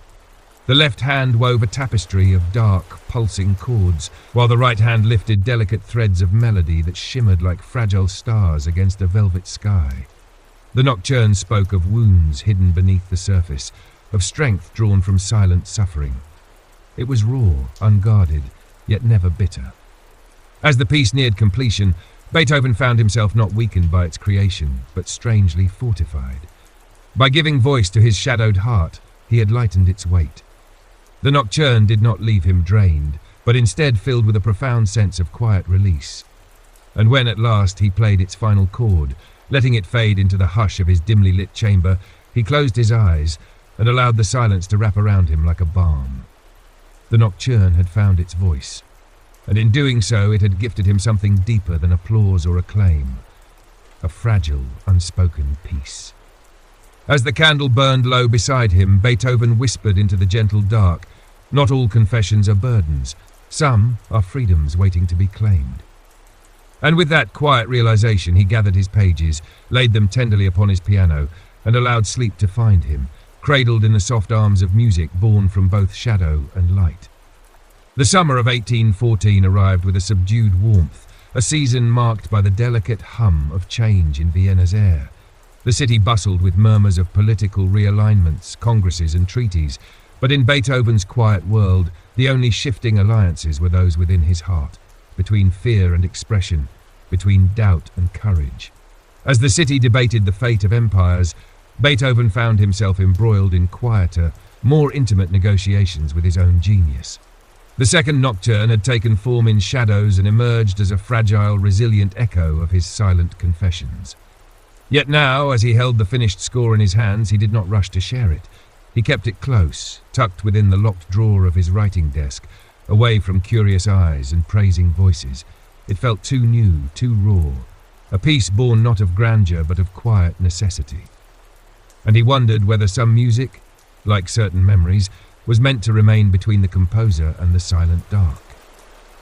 It was during one of his solitary walks through the narrow paths of the Augarten that Beethoven encountered Anna Schreiber again.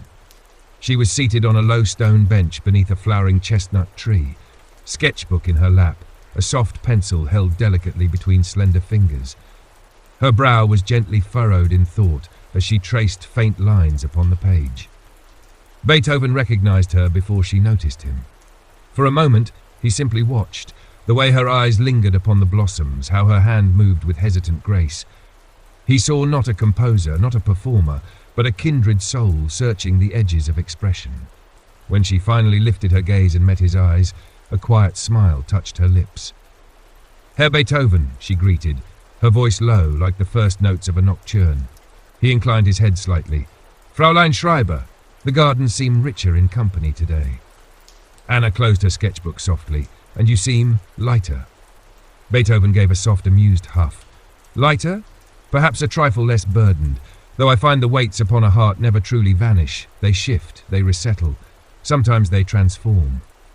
Anna regarded him gently. "Does that mean you have written again?"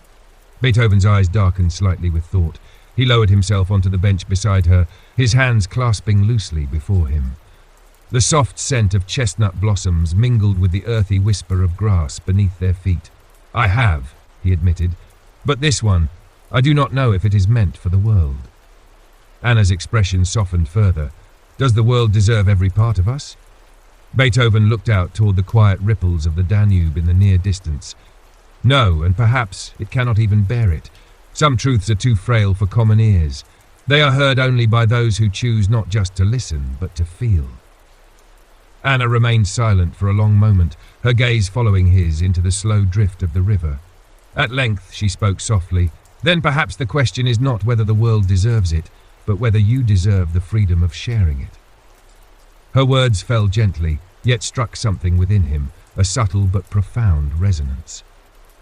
Beethoven turned to face her fully, his expression unreadable, though his eyes softened at the edges. "I do not know," he said, his voice barely above a whisper. Anna reached into her satchel and produced a small folded page. Without a word, she placed it in his hand. "For you," she murmured, "a sketch I drew after hearing your first nocturne. Perhaps it will speak louder than my words." Beethoven unfolded the paper carefully. Upon it was a simple pencil rendering, a shadowed forest path under a moonlit sky, a solitary figure walking between towering trees, head bowed slightly as if listening to the night itself. The strokes were gentle, almost ephemeral, but imbued with a quiet intensity. It was not merely a drawing, it was a reflection of feeling, a silent echo of the music he had shared. He studied it for a long while, the faintest tremor touching his fingers. At last he folded it softly and placed it against his heart. "Thank you," he said simply. Anna rose, her movements soft, fluid. She gave him a small, knowing smile. "We speak in different languages, Herr Beethoven, but perhaps we say the same things." And with a graceful nod she turned and walked away, leaving him alone on the bench beneath the chestnut's soft bloom. That night, back in his study, Beethoven placed the folded sketch atop the manuscript of his second nocturne. The candlelight flickered across the table, casting dancing shadows upon both. He sat before them, hands resting gently on the wood, and let the silence of the chamber embrace him. It was then that he understood. The sharing of art was not a surrender, but a quiet offering. It was not the stripping away of armor, but the gentle laying down of burdens so others might recognize their own. With slow, deliberate hands, Beethoven took the manuscript from the drawer and began to copy the notes carefully onto fresh parchment. The lines flowed with a steady rhythm, each mark upon the page feeling less like a wound and more like a soft, healing breath. When the final note was penned, he did not feel the usual pang of doubt or fear. Instead, there was a fragile peace, a whispering assurance that this nocturne, like its elder sibling, had found its rightful place in the world, and that perhaps in some quiet drawing room it might speak to another silent heart, as Anna's sketch had spoken to his. Beethoven sealed the score within a simple leather folder and penned a short letter to Gebauer, requesting him to collect the new composition in the morning. And as the ink dried upon the page, Beethoven leaned back in his chair, eyes half closed, listening not for applause nor approval, but for the soft, unwavering pulse of his own heart, a steady rhythm that assured him he had at last allowed himself to be heard. The night outside remained hushed, the world unaware of the quiet triumph unfolding within a modest Viennese chamber. But within those walls, a man who had long feared the echo of his own heart now embraced it, and in doing so discovered that even in the softest whispers, genius finds its voice. And so, with the second nocturne born, not merely from music, but from a quiet courage, Beethoven extinguished the candle and let the gentle hush of night cradle him once more. A composer at peace, a heart unburdened, and a soul gently awakened by its own confession. Autumn arrived with a slow, melancholic grace, its breath weaving golden hues into the leaves that trembled above Vienna's narrow streets. The city, ever restless beneath shifting skies, carried the scent of fading summer and the soft murmur of falling leaves. In that gentle turning of seasons, Beethoven moved through his days like a man caught between worlds, the fervent energy of creation and the silent yearning for something unnamed, perhaps unknowable. The second nocturne had left his hands and entered the world beyond his walls. Gebauer had taken it with a solemn promise of care, assuring him that it would be placed before discerning ears, in circles where music was not merely heard, but felt. Yet, as days folded into nights and nights into uncertain dawns, Beethoven found himself neither awaiting applause nor fearing critique. A strange calm had settled within him, a quiet resignation, as if by sharing his most intimate voice, he had surrendered a burden that now belonged in part to the world. But peace, even in its softest forms, often stirs restless undercurrents. One evening, while walking alone along the banks of the Danube, Beethoven caught sight of a gathering beneath the soft glow of gas lamps, a small circle of musicians, amateurs perhaps, rehearsing by the riverside. They were young, their laughter soft and unguarded, their instruments worn but cherished.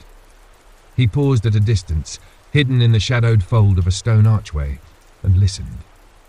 The melody that floated toward him was unmistakably his, the second nocturne, rendered in soft, uncertain tones. Yet it was not the polished phrasing of a salon performance, nor the controlled finesse of a published work.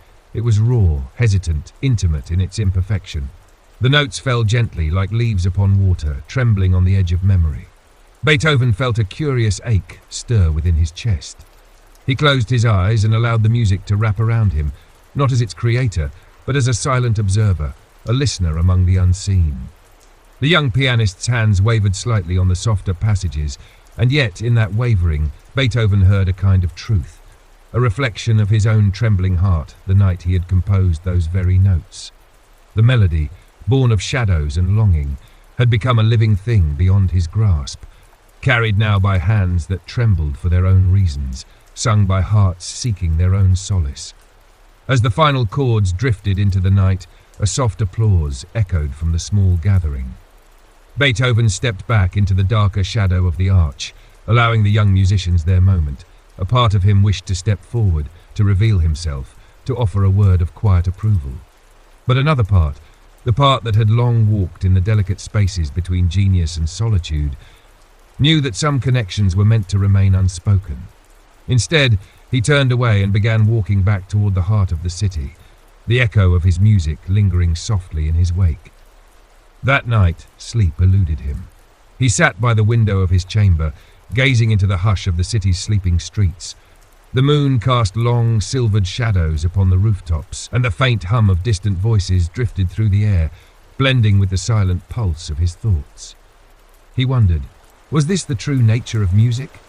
Not the thunderous applause of grand halls, nor the accolades of courts and patrons, but the quiet resonance within unseen hearts. The nocturne had slipped from his hands and woven itself into lives he would never know, whispered in places his voice might never reach. And in that quiet realization, he felt both a gentle pride and a haunting sense of release. Beethoven reached for his notebook, the one kept not for commissions or patrons, but for himself, a repository of fragments of half-born dreams and whispered ideas. He opened it to a fresh page and began to write, not music, but words, lines that flowed as softly as the melodies he had long kept hidden. Perhaps music is not ours to keep. It is a voice borrowed from the unseen, a thread that binds hearts across shadows and silence. I thought I composed for the world, but perhaps I composed so I might hear myself in others. The ink flowed easily, as though the words had been waiting, patient and silent, within him. He paused only once, lifting his gaze to the quiet shimmer of moonlight upon his desk. Then he set the quill aside and closed the notebook gently. In the days that followed, Beethoven continued his quiet walks, his silent observations. He no longer measured his worth by the grandeur of concert halls or the fevered whispers of critics. Instead, he found a strange contentment in the unnoticed moments. The child humming a fragment of his melody beneath a street lamp, the old vendor whistling a motif he had penned in some forgotten sonata, the soft murmur of strings in a distant courtyard. Music lived beyond its maker. One evening, returning from a walk along the riverbank, Beethoven found a letter awaiting him on the small table in his foyer. The handwriting was delicate, unfamiliar. He unfolded it slowly. Herr Beethoven, it began, I do not know if this letter will reach you, nor if I have the right to write, but I must. I heard your nocturne, not in a grand hall, nor from a celebrated musician, but from a young girl playing in a modest boarding house where I stay. She played with hesitant hands, often faltering, yet the music, it spoke. It gave me comfort in a dark hour I cannot name. I do not know if you intended such a gift when you composed it, but I wish to thank you quietly, as one heart whispers thanks to another. There was no signature. Beethoven read the letter twice, the soft lines folding gently into his heart. He set it upon the table, his hands resting lightly beside it. No applause, no accolades, just a whispered thank you from an unseen soul. In that quiet, the restless ache within him eased, replaced by a deep, abiding stillness. He realized then that his music, like the silent nocturne of the night itself, belonged not to him, nor even to the world, but to the spaces between, a gentle thread binding unseen hearts in quiet understanding. And so, with a heart both lighter and fuller, Beethoven placed the letter within the folds of his notebook, beside the words he had written.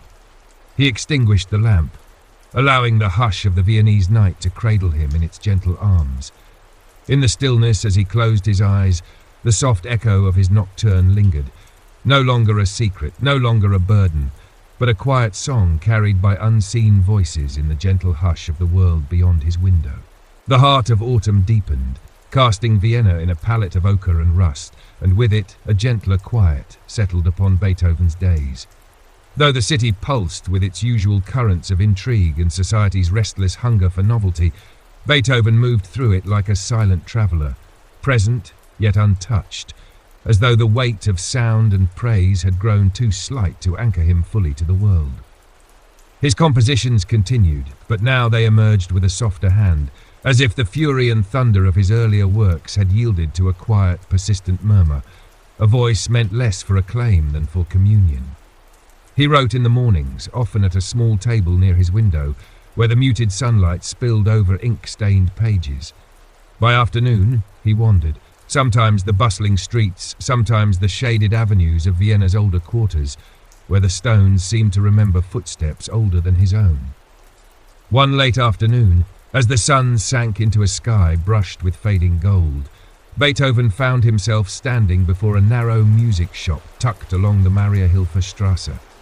Its window, framed by aging wood and the soft patina of years, displayed a modest collection of instruments, violins resting against velvet, a small clavichord gleaming beneath a gentle shaft of light. He paused, drawn not by the instruments, but by the faint sound drifting through the partially opened door. A melody rendered on the harp, delicate and searching. It was not his music, nor a familiar air, but something simple, almost childlike in its purity. Beethoven stood motionless, listening as the notes traced soft circles in the air, rising and falling like the gentle sway of leaves in the autumn wind. Curiosity, gentle and quiet, stirred within him. He stepped inside. The shop was empty of patrons, save for a single figure seated near the hearth. A young girl, perhaps no more than 12, her slender hands carefully plucking the strings of a small harp that rested upon her knees. Her hair fell in soft, loose braids, and her eyes, half lowered in concentration, gleamed faintly in the fire's soft glow. Beethoven remained at the threshold, unwilling to disturb the fragile scene. The girl continued, her fingers hesitating at times, yet moving with a kind of earnest grace that required no polish, no perfection. The melody, simple as it was, spoke with a sincerity that silenced even the quietest murmur within him. When at last she finished, her hands falling gently to her lap, the girl looked up, surprised to find herself observed. Her cheeks flushed, and she moved as if to rise. Beethoven lifted a hand gently. "Do not stand on my account," he said softly. The girl hesitated, then offered a shy nod. She looked at him with wide, curious eyes that carried no trace of recognition, no burden of expectation. I did not know anyone was listening," she murmured. Beethoven stepped further inside, his voice low, almost a whisper. "And yet you played as though the music itself were listening." The girl offered a tentative smile. "It's only a tune I make up when I'm alone. I do not know if it is good." Beethoven gave a soft hum, his eyes thoughtful. Goodness in music is not measured by applause, nor by perfection. It is measured by whether it speaks from the heart. He glanced toward the harp, its slender frame catching the last slant of sunlight. "And your music speaks." The girl's gaze lowered again, a soft pink colouring her cheeks. "Thank you, sir." Beethoven remained a moment longer, then inclined his head gently. "May I ask your name?" "Liesl," she replied softly. "Liesl Moser." He repeated the name quietly, as though committing it to memory. "It is a pleasure, Liesl." She glanced toward the shopkeeper, a kindly-faced man arranging sheet music upon a nearby shelf. The man offered a brief nod of acknowledgement, as if silently granting the moment his blessing.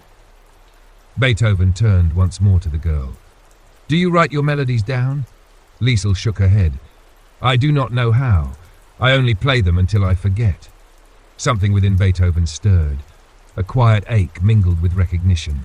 The thought of melodies born, sung softly to empty rooms, only to fade and vanish unrecorded, touched a tender place within him. He stepped forward slightly, his voice softer still. "Would you allow me to write one down for you, if only so it does not fade?" Liesl's eyes widened. "You would do that?" He offered a small, almost imperceptible smile. "I would." She nodded, her fingers brushing gently across the harp strings once more, as if giving silent consent. Beethoven took a sheet of manuscript paper from the counter, the ink still fresh upon his quill. As Liesl began to play the melody again, hesitantly with the same tender simplicity, he began to write. The notes flowed onto the page with quiet ease, his hand moving steadily, capturing each phrase with the care of one preserving a fragile, fading blossom. When at last she finished, Beethoven laid the quill aside and turned the page toward her. Liesl leaned forward, eyes scanning the notes, her expression a mixture of wonder and disbelief. "This is mine?" Beethoven nodded. "Yours. And now it will remain yours even when your hands are still." A soft, luminous smile touched her lips, one that spoke more than words might ever capture. He handed her the page gently, watching as she held it close, as though it were something rare and precious.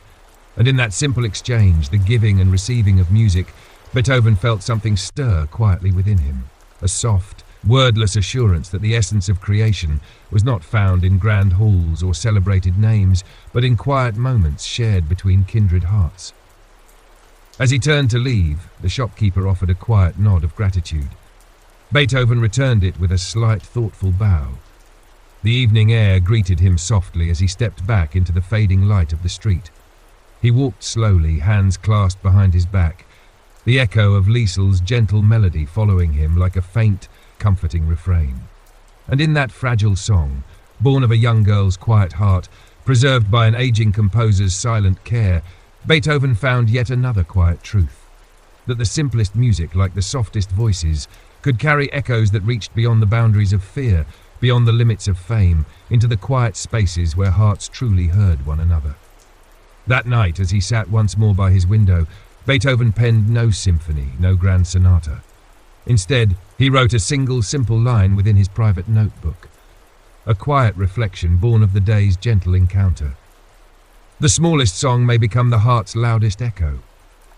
And with that soft affirmation resting gently upon his heart, he let the hush of autumn enfold him once more, the silent companion of a man who had begun at last to listen not only to music, but to the quiet voices that dwelled beyond its sound. Winter stole quietly over Vienna, arriving not with storms or grand proclamations, but with a slow, persistent hush that settled over the rooftops and into the narrow lanes. The Danube, once lively with the shimmer of autumn's reflections, grew sombre beneath a thin sheath of ice. The city, ever vibrant in its own restless way, seemed softened now, its edges blurred by morning mists and the gentle descent of early snow. Beethoven welcomed this season of quiet in his own solitary fashion. The city's grand halls and festive gatherings, which often roared with music and laughter, felt distant, almost foreign to him now. His world had grown smaller, yet deeper. His days shaped not by the applause of courts, but by simple walks, whispered melodies, and the quiet companionship of his thoughts. He composed still, but his compositions bore the unmistakable mark of inwardness, a gentler voice, more reflective, less bound by the need for grandeur. The nocturnes had opened a door he had long kept closed, and beyond it he discovered not merely softer melodies, but softer truths. One pale morning, as frost painted lace patterns upon the window panes of his modest room, Beethoven sat at his writing desk with an old letter spread before him. A letter worn at the folds, the ink slightly faded, yet every word as vivid as the day he first received it. It was the anonymous letter from the young woman who had thanked him for the nocturne's quiet comfort. He traced the lines with his fingertip, absorbing their gentle sincerity once more. The words, so simple and unadorned, echoed with a resonance deeper than any critic's praise or patron's compliment. Beethoven leaned back, allowing the faint warmth of the hearth to touch his hands. He thought of the unseen hearts that carried his music now, of Liesl's hesitant harp, of the young pianist by the river, of the faceless author of this letter. The music had travelled, whispered its way into places he might never tread, and in that soft journey it had become something more than his. He folded the letter gently, placing it within the pages of his notebook, alongside the reflections he had penned in recent weeks. It felt right, somehow, a quiet archive of moments shared not with the world, but with the unseen. Later that afternoon, wrapped in his thick coat and muffler, Beethoven stepped into the softened hush of the city. His steps took him not toward the familiar boulevards, but into the quieter quarters. places where the stones bore the wear of generations, and the streets echoed with the subdued hum of ordinary lives. He passed a small bookshop, its windows aglow with lamplight, its shelves burdened with volumes that leaned wearily against one another. Beyond it, a bakery sent out gentle plumes of steam and the faint, comforting scent of bread. And further still, nestled between two aging houses, stood a modest chapel, its simple wooden doors slightly ajar. Something drew him toward it, not faith, perhaps, nor curiosity, but a quiet yearning for stillness unbroken. Inside, the chapel was bathed in soft, amber light.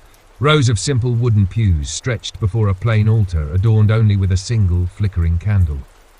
The silence within was different from the silence of his study or the hush of a sleeping street. It was deeper, almost palpable, a silence that seemed to listen as much as it held its breath. Beethoven sat in a pew near the back, his gloved hands resting lightly upon his knees. For a long time he simply remained there, absorbing the hush, allowing the quiet to settle into the spaces within him that so often echoed with restless thought. A soft sound stirred the air, a voice, faint and pure, rising in gentle song. It came from near the altar, where a young woman stood alone, her hands folded before her. She sang without accompaniment, her eyes half closed, her voice a thread of soft, unwavering melody that filled the chapel not with grandeur, but with a quiet grace. Beethoven listened, not with the ears that strained against fading sound, but with the heart that now heard beyond the reach of hearing. The song was unfamiliar, a simple hymn perhaps, yet it wove itself around him, gentle as snowfall, delicate as breath. It spoke not of sorrow nor triumph, but of quiet endurance, the kind that whispered of unseen burdens carried with grace, of silent hopes kept alive in the hush of night. When the final note faded into the warm air, the young woman remained still for a moment, as if listening to the echo of her own voice within the sacred quiet. Beethoven rose, moved not by impulse, but by a soft pull he could not name. He approached slowly, his steps soft upon the worn stone floor. The woman turned at his quiet approach, her expression serene, unstartled. "Your voice," Beethoven said gently, "it carries something rare." She offered a soft smile. "I sing only for myself, and for the silence." Beethoven nodded, understanding the truth beneath her simple words. "Then perhaps that is why it reaches farther than most." They stood for a quiet moment, two solitary souls bound by a silent thread of shared understanding. At last she spoke again, her voice low, kind. "Music listens, I think, before it is ever heard." Beethoven's eyes softened, and perhaps it speaks best when it does not seek to be heard at all.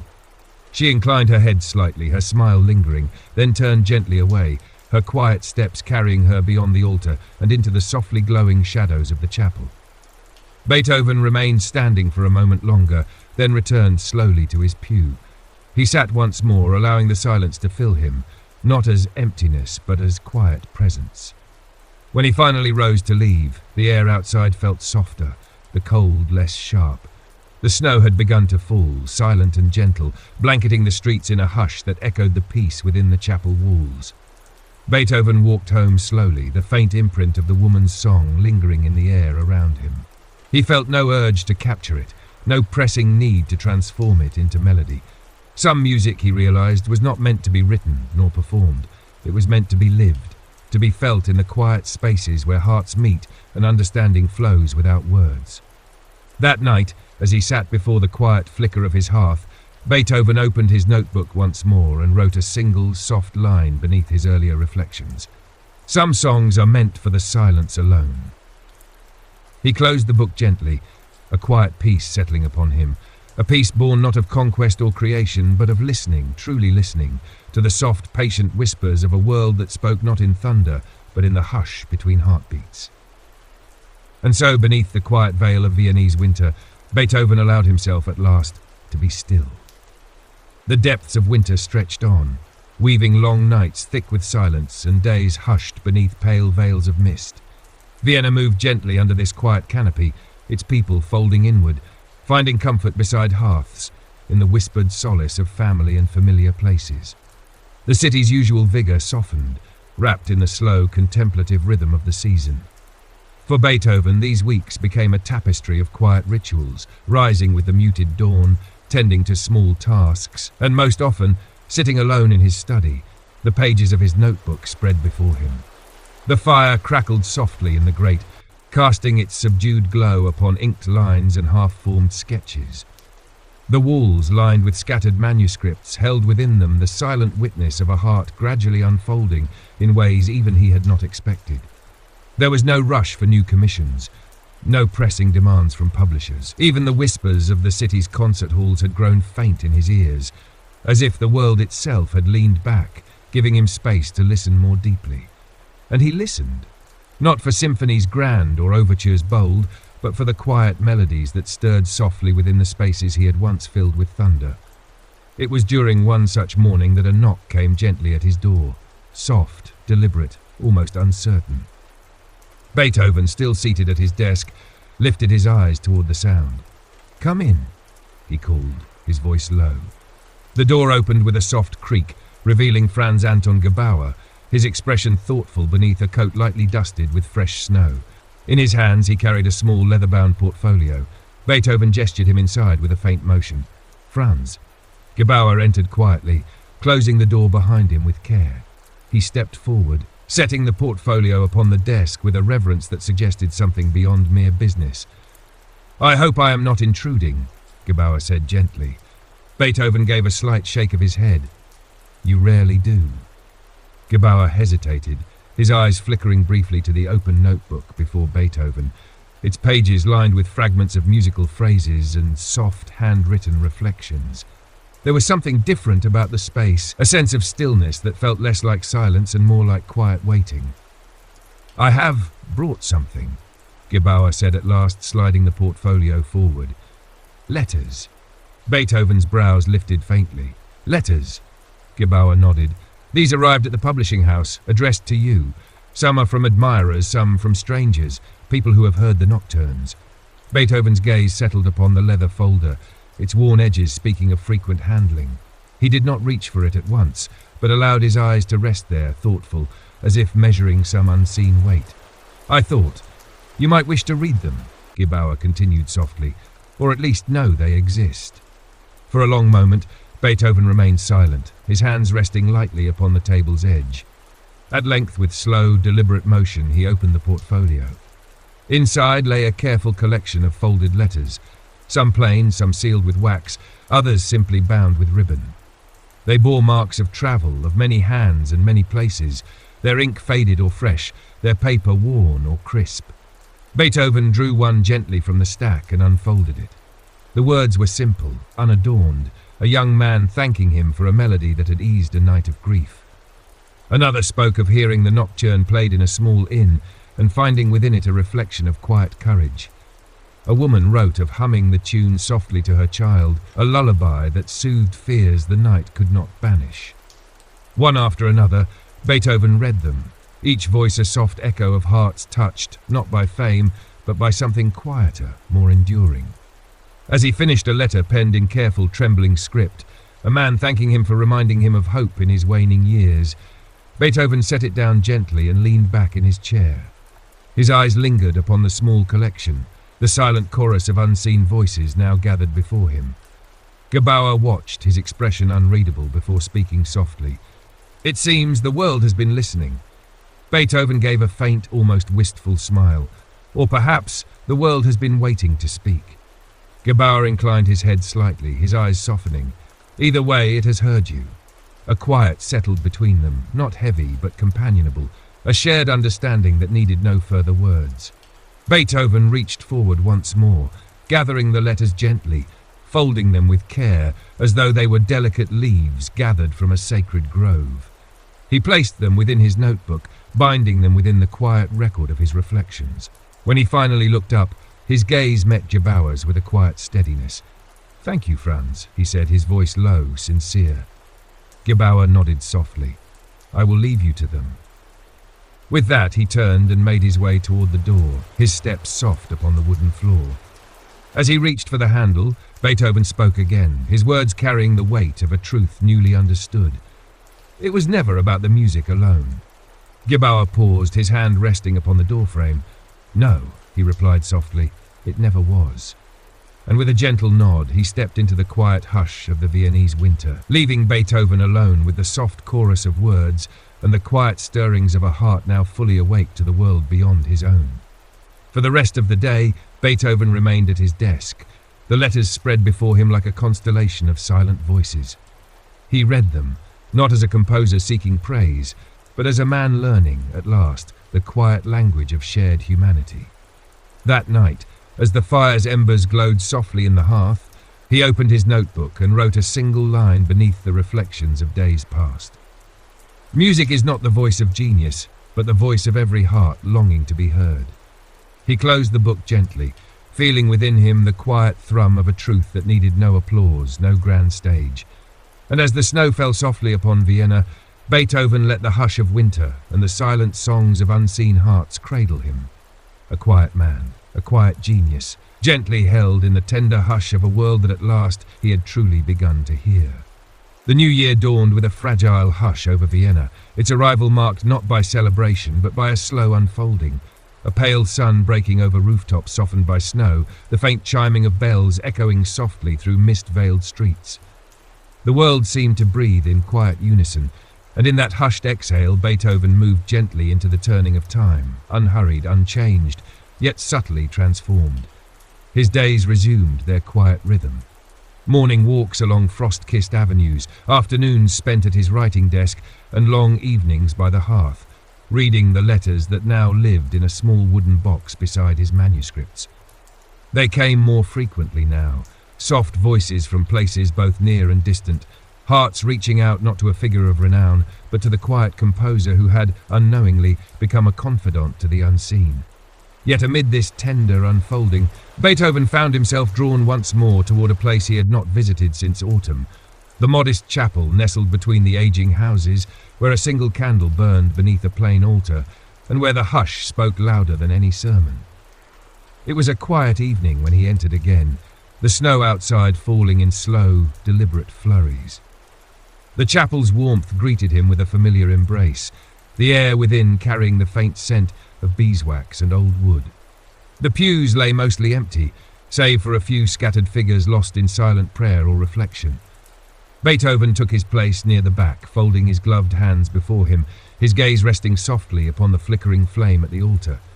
The silence wrapped around him, not as an emptiness, but as a presence, a companion that asked nothing, demanded nothing, simply was. As he sat there unmoving, the soft sound of footsteps stirred the still air. He glanced toward the aisle and saw her again. The young woman whose voice had once woven a gentle thread of song through the chapel's quiet heart. She moved with a quiet grace, her steps soft upon the stone floor, her hands clasped gently before her. There was a serenity in her bearing, a calm that seemed untouched by the shifting tides of the world beyond these walls. She took her place near the altar, kneeling briefly before settling upon a simple bench, her face lifted slightly toward the quiet flame. Beethoven watched, not with the curiosity of a stranger, but with the silent recognition of one who shared a common language, a language spoken in quietness, in the spaces between sound and silence. Minutes passed, uncounted and unhurried, before she turned slightly, her gaze meeting his with a gentle, knowing calm. "You returned," she said softly, her voice carrying the faintest echo of that night's song. Beethoven inclined his head, his voice equally low. "It seems some places call us back without asking." She offered a soft smile. "Or perhaps some silences remember us." They sat thus, separated by a few paces in a shared hush, until at last she rose and walked slowly toward him, her steps unhurried, her presence carrying no expectation. She took the place beside him upon the pew, folding her hands softly in her lap. "I have thought of you since that evening," she said gently, "not as a composer, but as a listener." Beethoven's gaze softened. "And I have remembered your song, not for its sound, but for its silence." A quiet, companionable stillness settled between them, deeper than mere absence of sound, a mutual understanding that required neither explanation nor pretense. After a moment she spoke again, her words tender, almost a whisper. "I sing because I must. It is a way to carry what words cannot hold." Beethoven nodded slowly. "And I compose, perhaps for the same reason." They remained seated thus, the world beyond the chapel softening into a distant hum, their hearts bound by an invisible thread woven from quiet recognition. She turned her gaze gently toward him, her eyes reflecting the soft glow of the altar's flame. "Do you ever fear that by giving your music to others you might lose it for yourself?" Beethoven met her eyes, the question striking a quiet chord within him. He thought of the nocturnes, of the letters now resting within his wooden box, of the young harpist whose simple melody he had preserved. He thought of the countless unseen hearts who now carried fragments of his soul within their own. And yet in that moment he realized the sharing had not diminished him. It had expanded him, reaching into spaces he had never known, binding him gently to the world beyond his solitude. "No," he said softly. I have found it more deeply because I let it go." She smiled, her expression warm and quiet. "Then perhaps that is the true song." They fell into silence once more, not as strangers nor even as friends, but as two souls resting in the shared hush of a moment beyond words. When at last she rose to leave, Beethoven did not follow, nor did he speak. He simply watched her step softly toward the chapel's door, her figure dissolving gently into the amber glow of the gathering dusk. He remained seated for a long while after, the soft warmth of her presence lingering in the quiet air. That night, as the snow continued its slow, silent descent upon Vienna, Beethoven returned home with a heart unburdened, his mind neither restless nor anxious, but gently awake to the quiet threads now woven into his life. By the soft glow of his hearth, he opened his notebook once more and penned a single line beneath his reflections. "We do not lose ourselves in giving. We find the parts we never knew we held." And with that quiet truth settling gently within him, Beethoven allowed the hush of winter's night to embrace him. A silent companion to a man who had begun, at last, to hear the music that lived not only within his genius, but within the shared silence of every listening heart. The waning days of winter brought with them a hush so deep that even Vienna's ever-restless heart seemed to slow its rhythm. Snow lingered in soft drifts along the cobblestones, melting only at the edges where lanterns cast their gentle warmth. The sky remained a muted canvas of soft greys, clouds rolling lazily as if unwilling to depart. It was in this quiet lull between seasons that Beethoven felt himself more attuned to the subtle murmurings of the world, the near-silent symphony that moved beneath ordinary days. He continued his daily rituals with a newfound ease, rising with the pale dawn, taking long, thoughtful walks, and returning to his modest quarters where the ever-present notebook awaited him. He wrote not out of duty nor the pressing demand of patrons, but from a quiet, persistent desire. A soft urge that whispered gently from within, like a seed growing unseen beneath winter's frost. His compositions during this time remained private, delicate sketches, fragments of melody that danced upon the edge of silence. They were not intended for the grand stages or the eager hands of publishers. They were offerings to the quiet itself, notes woven into the intimate fabric of his own unfolding heart. One evening, as the sun set behind a veil of soft snowflakes, Beethoven received a visitor he had not expected. It was Anna Schreiber. She arrived without fanfare, standing quietly at his doorstep, her cloak dusted with snow, her expression both soft and thoughtful. Beethoven opened the door himself, meeting her gaze with a quiet curiosity. "Fräulein Schreiber," he greeted gently. Anna offered a slight nod, her voice soft. "I hope I am not intruding." Beethoven stepped aside, gesturing her inside with a faint motion. Not at all. The warmth of the hearth greeted them as they entered. The small study glowed with a soft amber light, the walls lined with scattered sheets of music, and the gentle presence of unspoken reflections. Anna glanced around with a quiet, appreciative gaze before settling upon a chair near the fire. Beethoven took his place across from her, his hands resting lightly upon the arms of his chair. For a long moment they sat in companionable silence, a quiet that needed no filling. At last Anna spoke, her voice a soft murmur. "I have heard of the letters." Beethoven's eyes softened. "You have?" She nodded gently. "Franz mentioned them to me. He said they moved you." Beethoven gave a faint smile. "They did, in ways I could not have foreseen."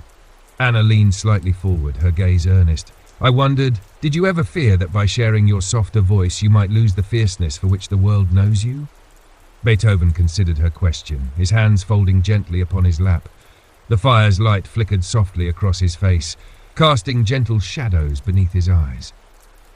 "I feared many things," he said softly, "but in the quiet of these months I have learned that the fierce and the tender are not opposites, they are companions." Anna's expression softened, a quiet smile touching her lips, and perhaps one cannot truly exist without the other. Beethoven gave a slight nod. Perhaps.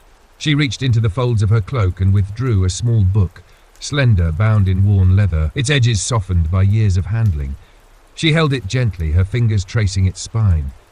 "This belonged to my brother," she said quietly. "He was a musician too, though the world never heard his voice." Beethoven's gaze lifted, his expression gently attentive. "He wrote songs," Anna continued, her voice a soft murmur. "Simple ones, for no audience, for no acclaim, just because they lived within him. When he passed, I kept this, his notebook. I thought, perhaps you would understand why I brought it." Beethoven reached out, taking the book gently from her hands. He opened it with care, his eyes scanning the delicate script, the simple notations penned with quiet sincerity. The melodies within were unpolished, modest, yet they carried a quiet honesty that resonated more deeply than any grand score. He closed the book softly, holding it for a moment before speaking. "I do." Anna's eyes met his, a soft understanding passing between them. "I wanted you to have it," she said gently, "not because you are Beethoven, but because you are someone who listens." Beethoven felt a quiet ache stir within him, not of sorrow but of gratitude, deep and still. "I will treasure it," he whispered. Anna smiled softly, "Then it will have found its home." They sat in silence for a time, the fire crackling softly between them. Outside, the snow fell in slow, silent drifts, blanketing the world in a hush that echoed the quiet within. At last, Anna rose, her movements graceful and unhurried. She placed a gentle hand upon Beethoven's shoulder, her touch light as a whisper. "Thank you," she said softly, "for listening, not just to music, but to the hearts that carry it." Beethoven met her gaze, his voice low, sincere. "And thank you for reminding me that music's truest home is not upon the stage, but within the silent places we share." Anna nodded gently, her smile lingering, before she turned and made her way toward the door. Beethoven watched her go, his heart holding the quiet weight of their shared understanding.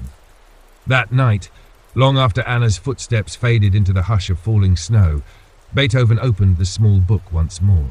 He traced the notes with gentle fingers, reading each line as though it were a quiet conversation waiting patiently to be heard. He did not set them to grand arrangement, nor did he consider them for publication.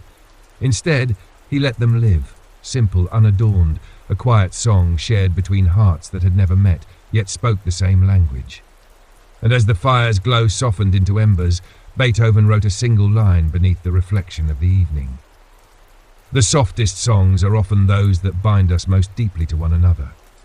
He closed the notebook gently, allowing the silence of the night to wrap around him. A silent embrace woven from the unseen threads of hearts, quietly singing the songs they thought no one would ever hear.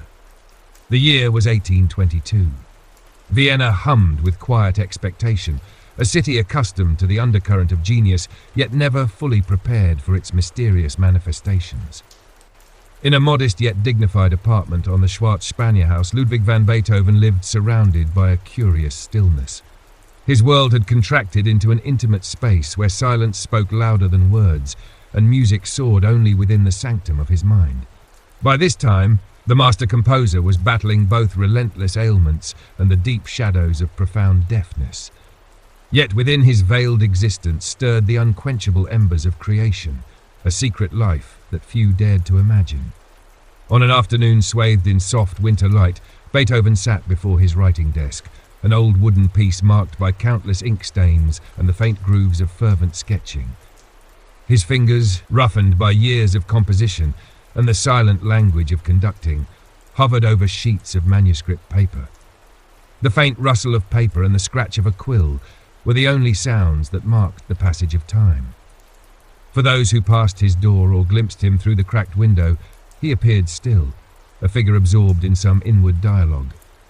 But within him, a tempest brewed, a silent symphony of ideas clashing and harmonizing in a realm beyond the reach of ordinary senses. The past months had been a crucible of doubt and determination. The Missa Solemnis, a monumental work that now claimed his waking hours and dreams, loomed vast before him. Beethoven was not merely composing, he was laying bare the deepest recesses of his soul, reaching beyond personal suffering towards something universal. In this endeavor, he conversed with eternity, seeking a language that transcended the limitations of the mortal world.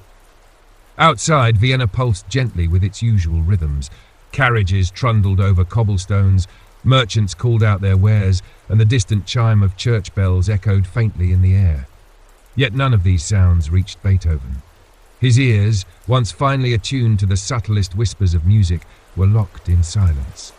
But rather than yielding to despair, he had forged a unique relationship with the unseen, allowing imagination and memory to conjure sounds with a vividness no earthly hearing could match. Visitors came and went, some out of reverence, others drawn by curiosity or a sense of obligation. They often found him withdrawn, brusque, or absorbed in his endless scribbling. Conversations with Beethoven had become peculiar affairs, conducted in scribbled notebooks or by exaggerated gestures. Yet those who persisted, who dared to peer beyond the curtain of his isolation, caught glimpses of a mind ablaze with insight, a heart still vulnerable to beauty and suffering alike. One such visitor in those days was Karl Holz, a young violinist and member of the Schimpanzee Quartet. Holz, full of youthful admiration and a sincere affection for the master, became a frequent presence. He brought with him the latest gossip from Vienna's music circles, news of patrons, and, perhaps most importantly, a patient willingness to listen. Beethoven, though often gruff, grew to appreciate Holz's company, finding in him a kindred spirit who did not shrink from his abrupt manners or penetrating silences. On this particular afternoon, Holz arrived bearing a letter, one from a noble patron expressing eager anticipation for Beethoven's next grand work. The composer read it without comment, his eyes narrowing slightly as they scanned the elegant handwriting. Then, folding the letter with a decisive motion, he turned back to his manuscript, his quill resuming its ceaseless dance upon the page. Holz remained quietly by his side, knowing better than to disturb a moment of inspiration. Yet even amidst this focused labour, the shadows of Beethoven's private struggles lingered. The financial strains, the endless negotiations with publishers and patrons, the constant grappling with his own faltering health, they hovered like silent spectres over his creative sanctuary. There were moments when frustration overwhelmed him, when he would lash out at the silent walls or retreat into brooding solitude. But always he returned to his work, drawn by a force beyond mere ambition, a need to speak, to pour forth what only he could hear. Night fell gently over Vienna, casting a soft indigo hue over the city's rooftops. Within Beethoven's chamber, candlelight flickered against the darkening walls, illuminating the intense lines of his face and the gentle tremor of his hands. The manuscript before him grew steadily, page after page filled with the intricate notation of a mind reaching toward the divine. He paused only to sip from a modest cup of wine or to gaze briefly at the faint outline of the moon beyond his window.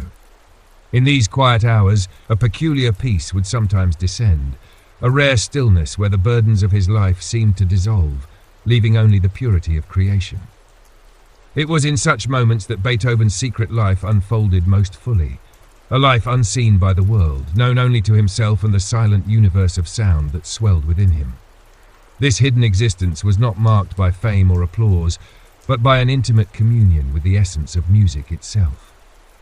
Holz, observing from the corner of the room, felt a quiet reverence steal over him. He sensed, as few others could, that he was witnessing something extraordinary. A man not merely composing, but living in a state of profound artistic communion. It was a vision of genius stripped of vanity and spectacle, a glimpse into the quiet heart of creation. The night deepened. Outside, the world slumbered beneath a gentle snowfall, the streets hushed in a soft white blanket. And within the silent chamber of the Schwarzspanjer house, Beethoven wrote on, his soul whispering to the eternal, his genius unfolding in secret, weaving threads of beauty that would echo long beyond the confines of his silent world. In the early months of 1823, as the snows of Vienna melted into soft rivulets along the cobbled streets, Beethoven's world remained encased in a different kind of frost. a solitude deepened by his growing deafness and a private life entwined in silent battles. The composer, now standing at the threshold of his 50s, bore on his shoulders the invisible weight of unspoken burdens. Yet within this silent citadel of isolation, he persisted in weaving the tapestry of his Missa Solemnis, a work unlike any he had undertaken before, a labour not only of skill but of raw, aching spirit. Beethoven's days unfolded in a rhythmic austerity. He rose early, though the hour meant little to him anymore in the absence of sound. Morning light, filtered softly through gauze curtains, became his only herald of a new day. The rituals were humble: strong black coffee, a few morsels of bread, and a cursory wash at the porcelain basin that stood in his sparsely adorned room. Then came the long hours at his desk, hunched over the ever-growing stacks of manuscript paper, the quill dancing tirelessly in his hand. What few knew, and even fewer suspected, was the silent dialogue Beethoven maintained with the long-forgotten melodies of his youth. They surfaced now like soft echoes in the chambers of his mind, the chorales sung in the village churches of Bonn, the rustic folk tunes drifting from tavern doors, the solemn hymns of sacred mass. These early impressions, long buried beneath layers of study and symphonic grandeur, had become his silent companions. They whispered to him in the quiet moments between compositions, weaving their gentle strains into the very fabric of his sacred work. It was during one such silent vigil, as afternoon shadows lengthened over Vienna's rooftops, that Beethoven allowed himself a rare indulgence, a pause from the relentless pressure of composition. He set aside his quill and gazed toward a small leather-bound book resting upon a corner of the desk. Its cover was worn, the edges frayed from countless readings. Inside were not musical sketches, but reflections and notes, a personal anthology of thoughts penned in moments of rare introspection.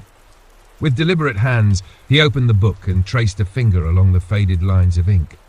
The words spoke not of chords or counterpoints, but of faith, destiny, and the elusive nature of human connection. They were musings on the divine, ponderings on the role of the artist in a world so often deaf to beauty. In those lines, Beethoven had recorded the inner murmurs that no friend, no patron, and no admirer had ever been privy to. They were the silent cries of a heart seeking solace amidst the ceaseless march of time.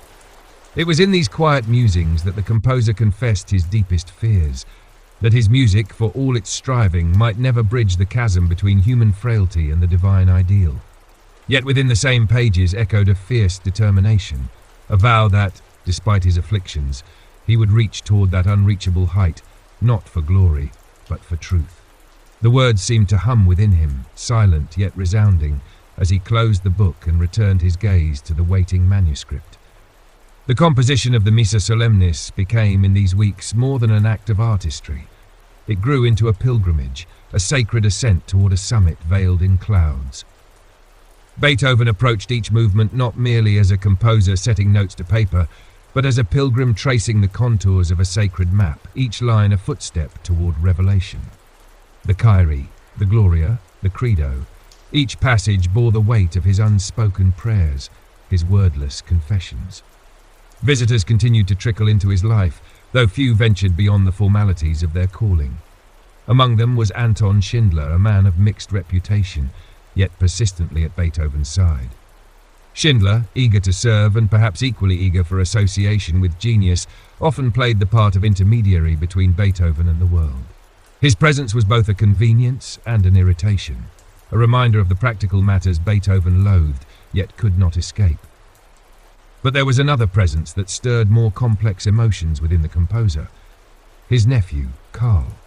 The boy, now in his late teens, represented both hope and heartache.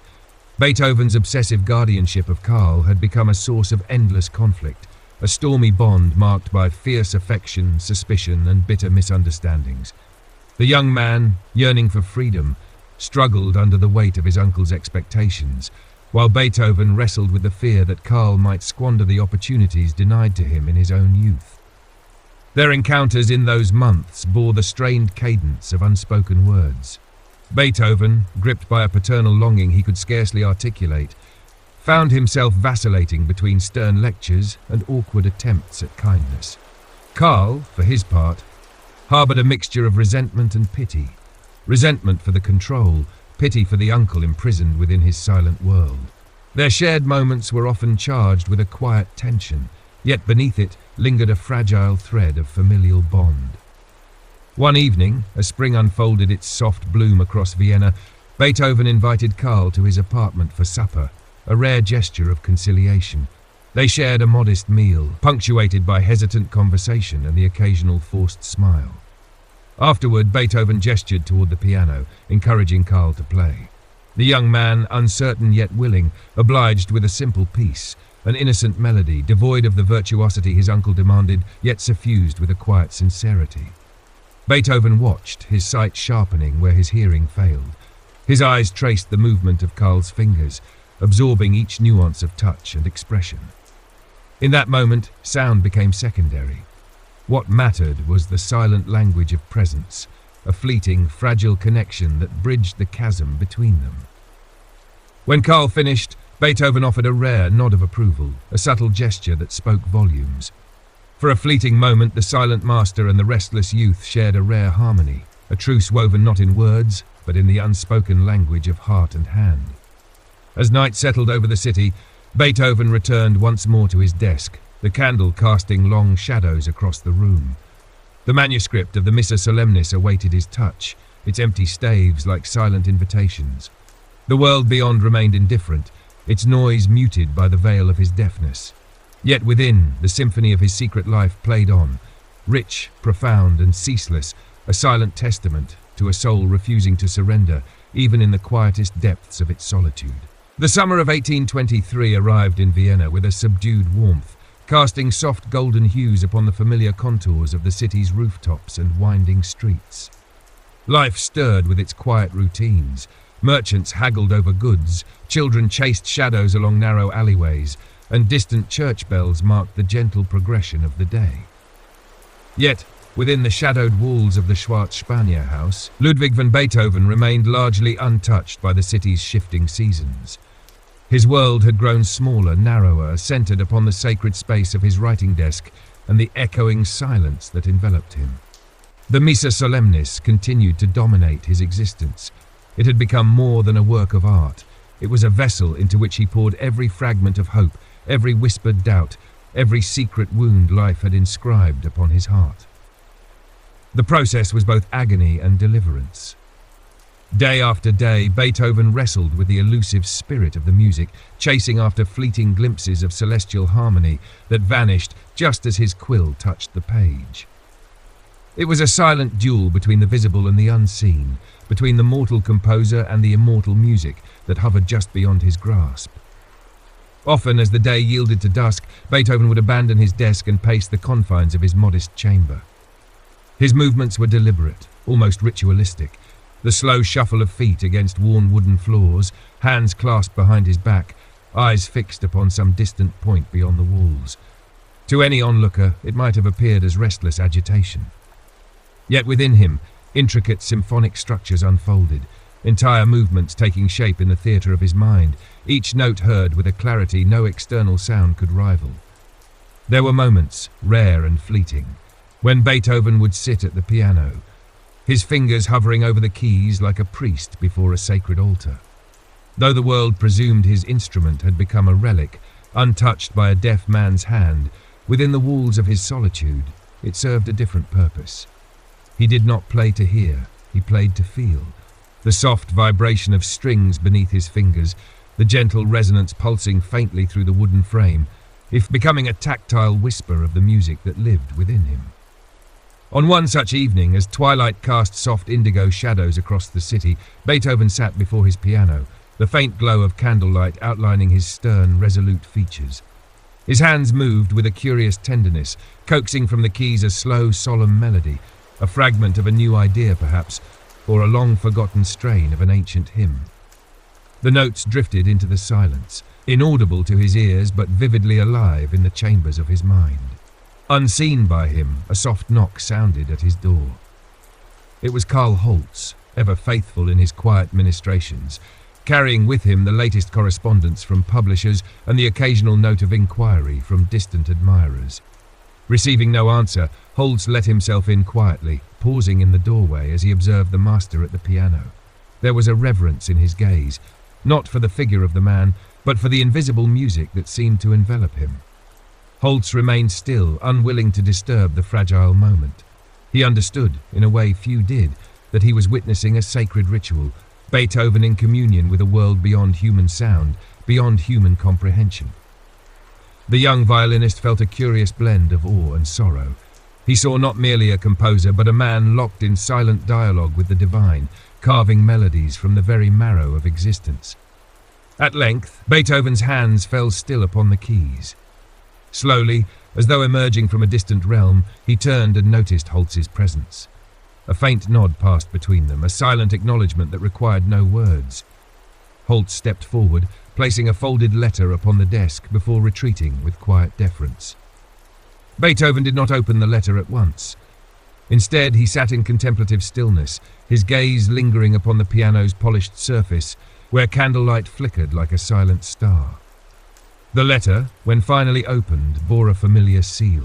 It was from Prince Nikolai Galitzin, a devoted patron whose admiration for Beethoven's genius had remained steadfast. Galitzin, stationed in St. Petersburg, expressed a heartfelt commission for a set of string quartets, a request offered not merely as patronage but as a gesture of personal esteem. The words stirred something within Beethoven, a faint ripple in the deep, still waters of his heart. Though the Missa Solemnis consumed him, the idea of new quartets awakened a different longing. A desire to explore the intimate, intricate world of chamber music, where voices intertwined with a delicate conversational grace. Beethoven folded the letter with care, placing it beside the growing stack of manuscripts that marked his unyielding labor.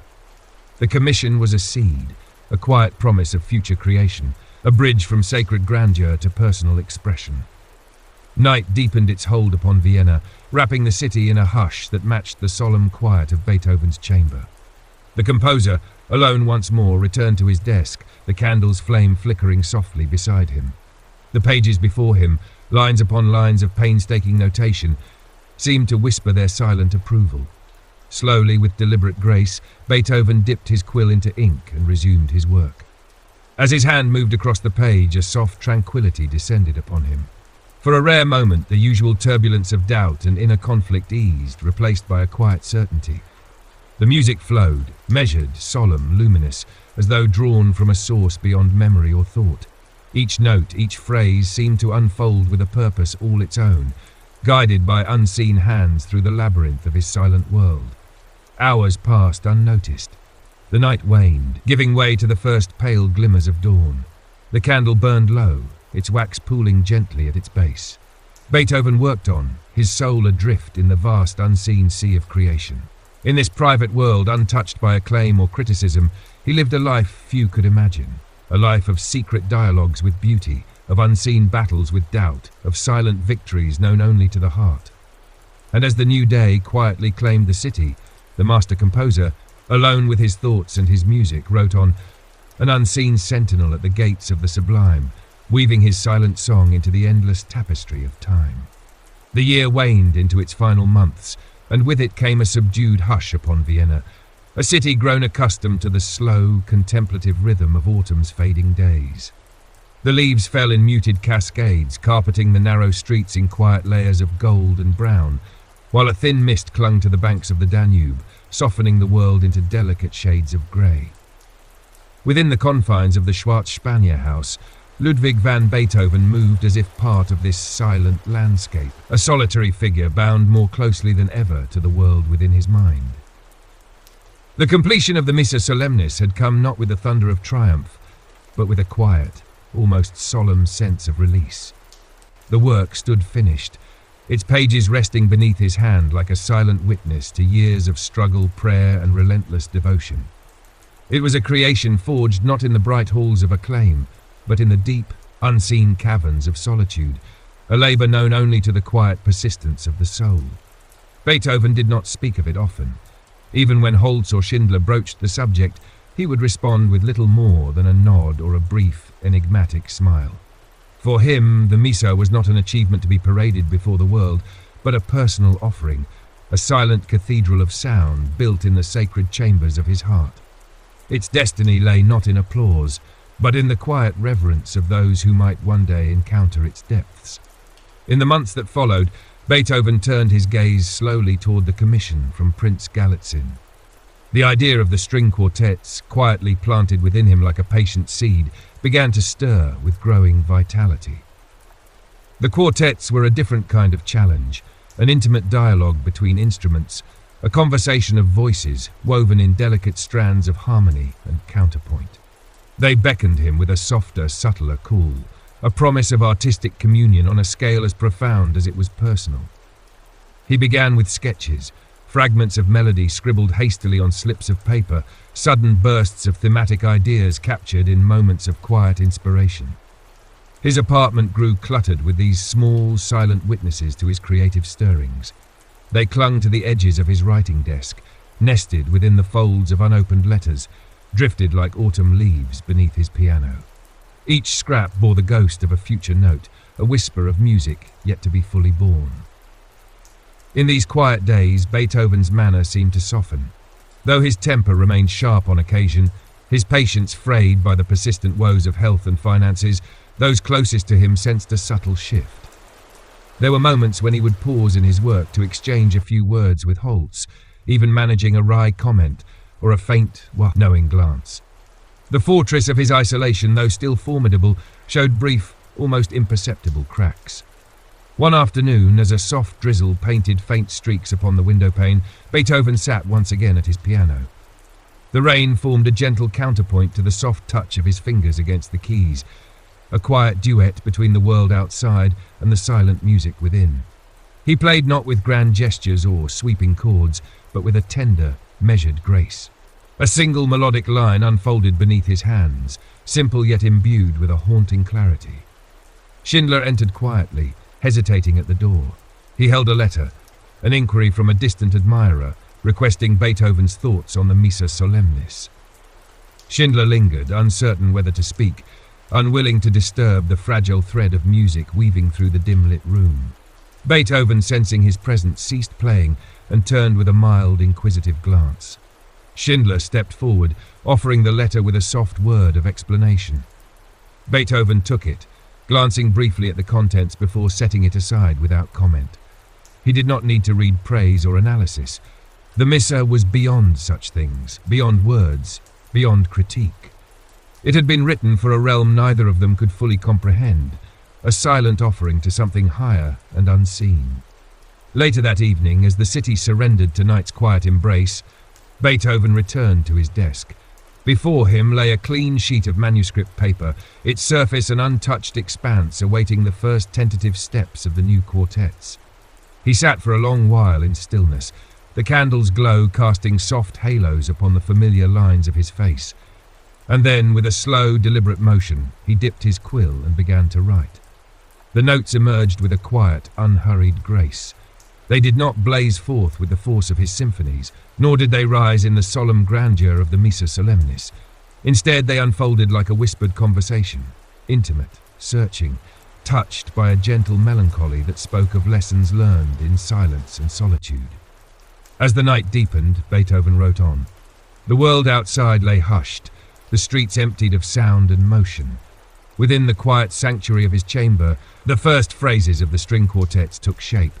Lines of music spun from the secret depths of a life lived beyond the reach of ordinary hearing, a life rich with silent beauty and unseen struggles. In this gentle unfolding of creation, Beethoven found a peace known only to those who have walked the long road through suffering and emerged with their spirit unbroken. The quartets would bear the mark of this journey, music born not of ambition, but of quiet endurance, a testament to the enduring voice of a heart that refused to fall silent. And so, in the soft stillness of an autumn night, the silent master continued his secret work, a lone figure at his desk, weaving threads of music into the quiet tapestry of eternity, each note a silent echo of a life lived in fearless, unwavering communion with the unseen.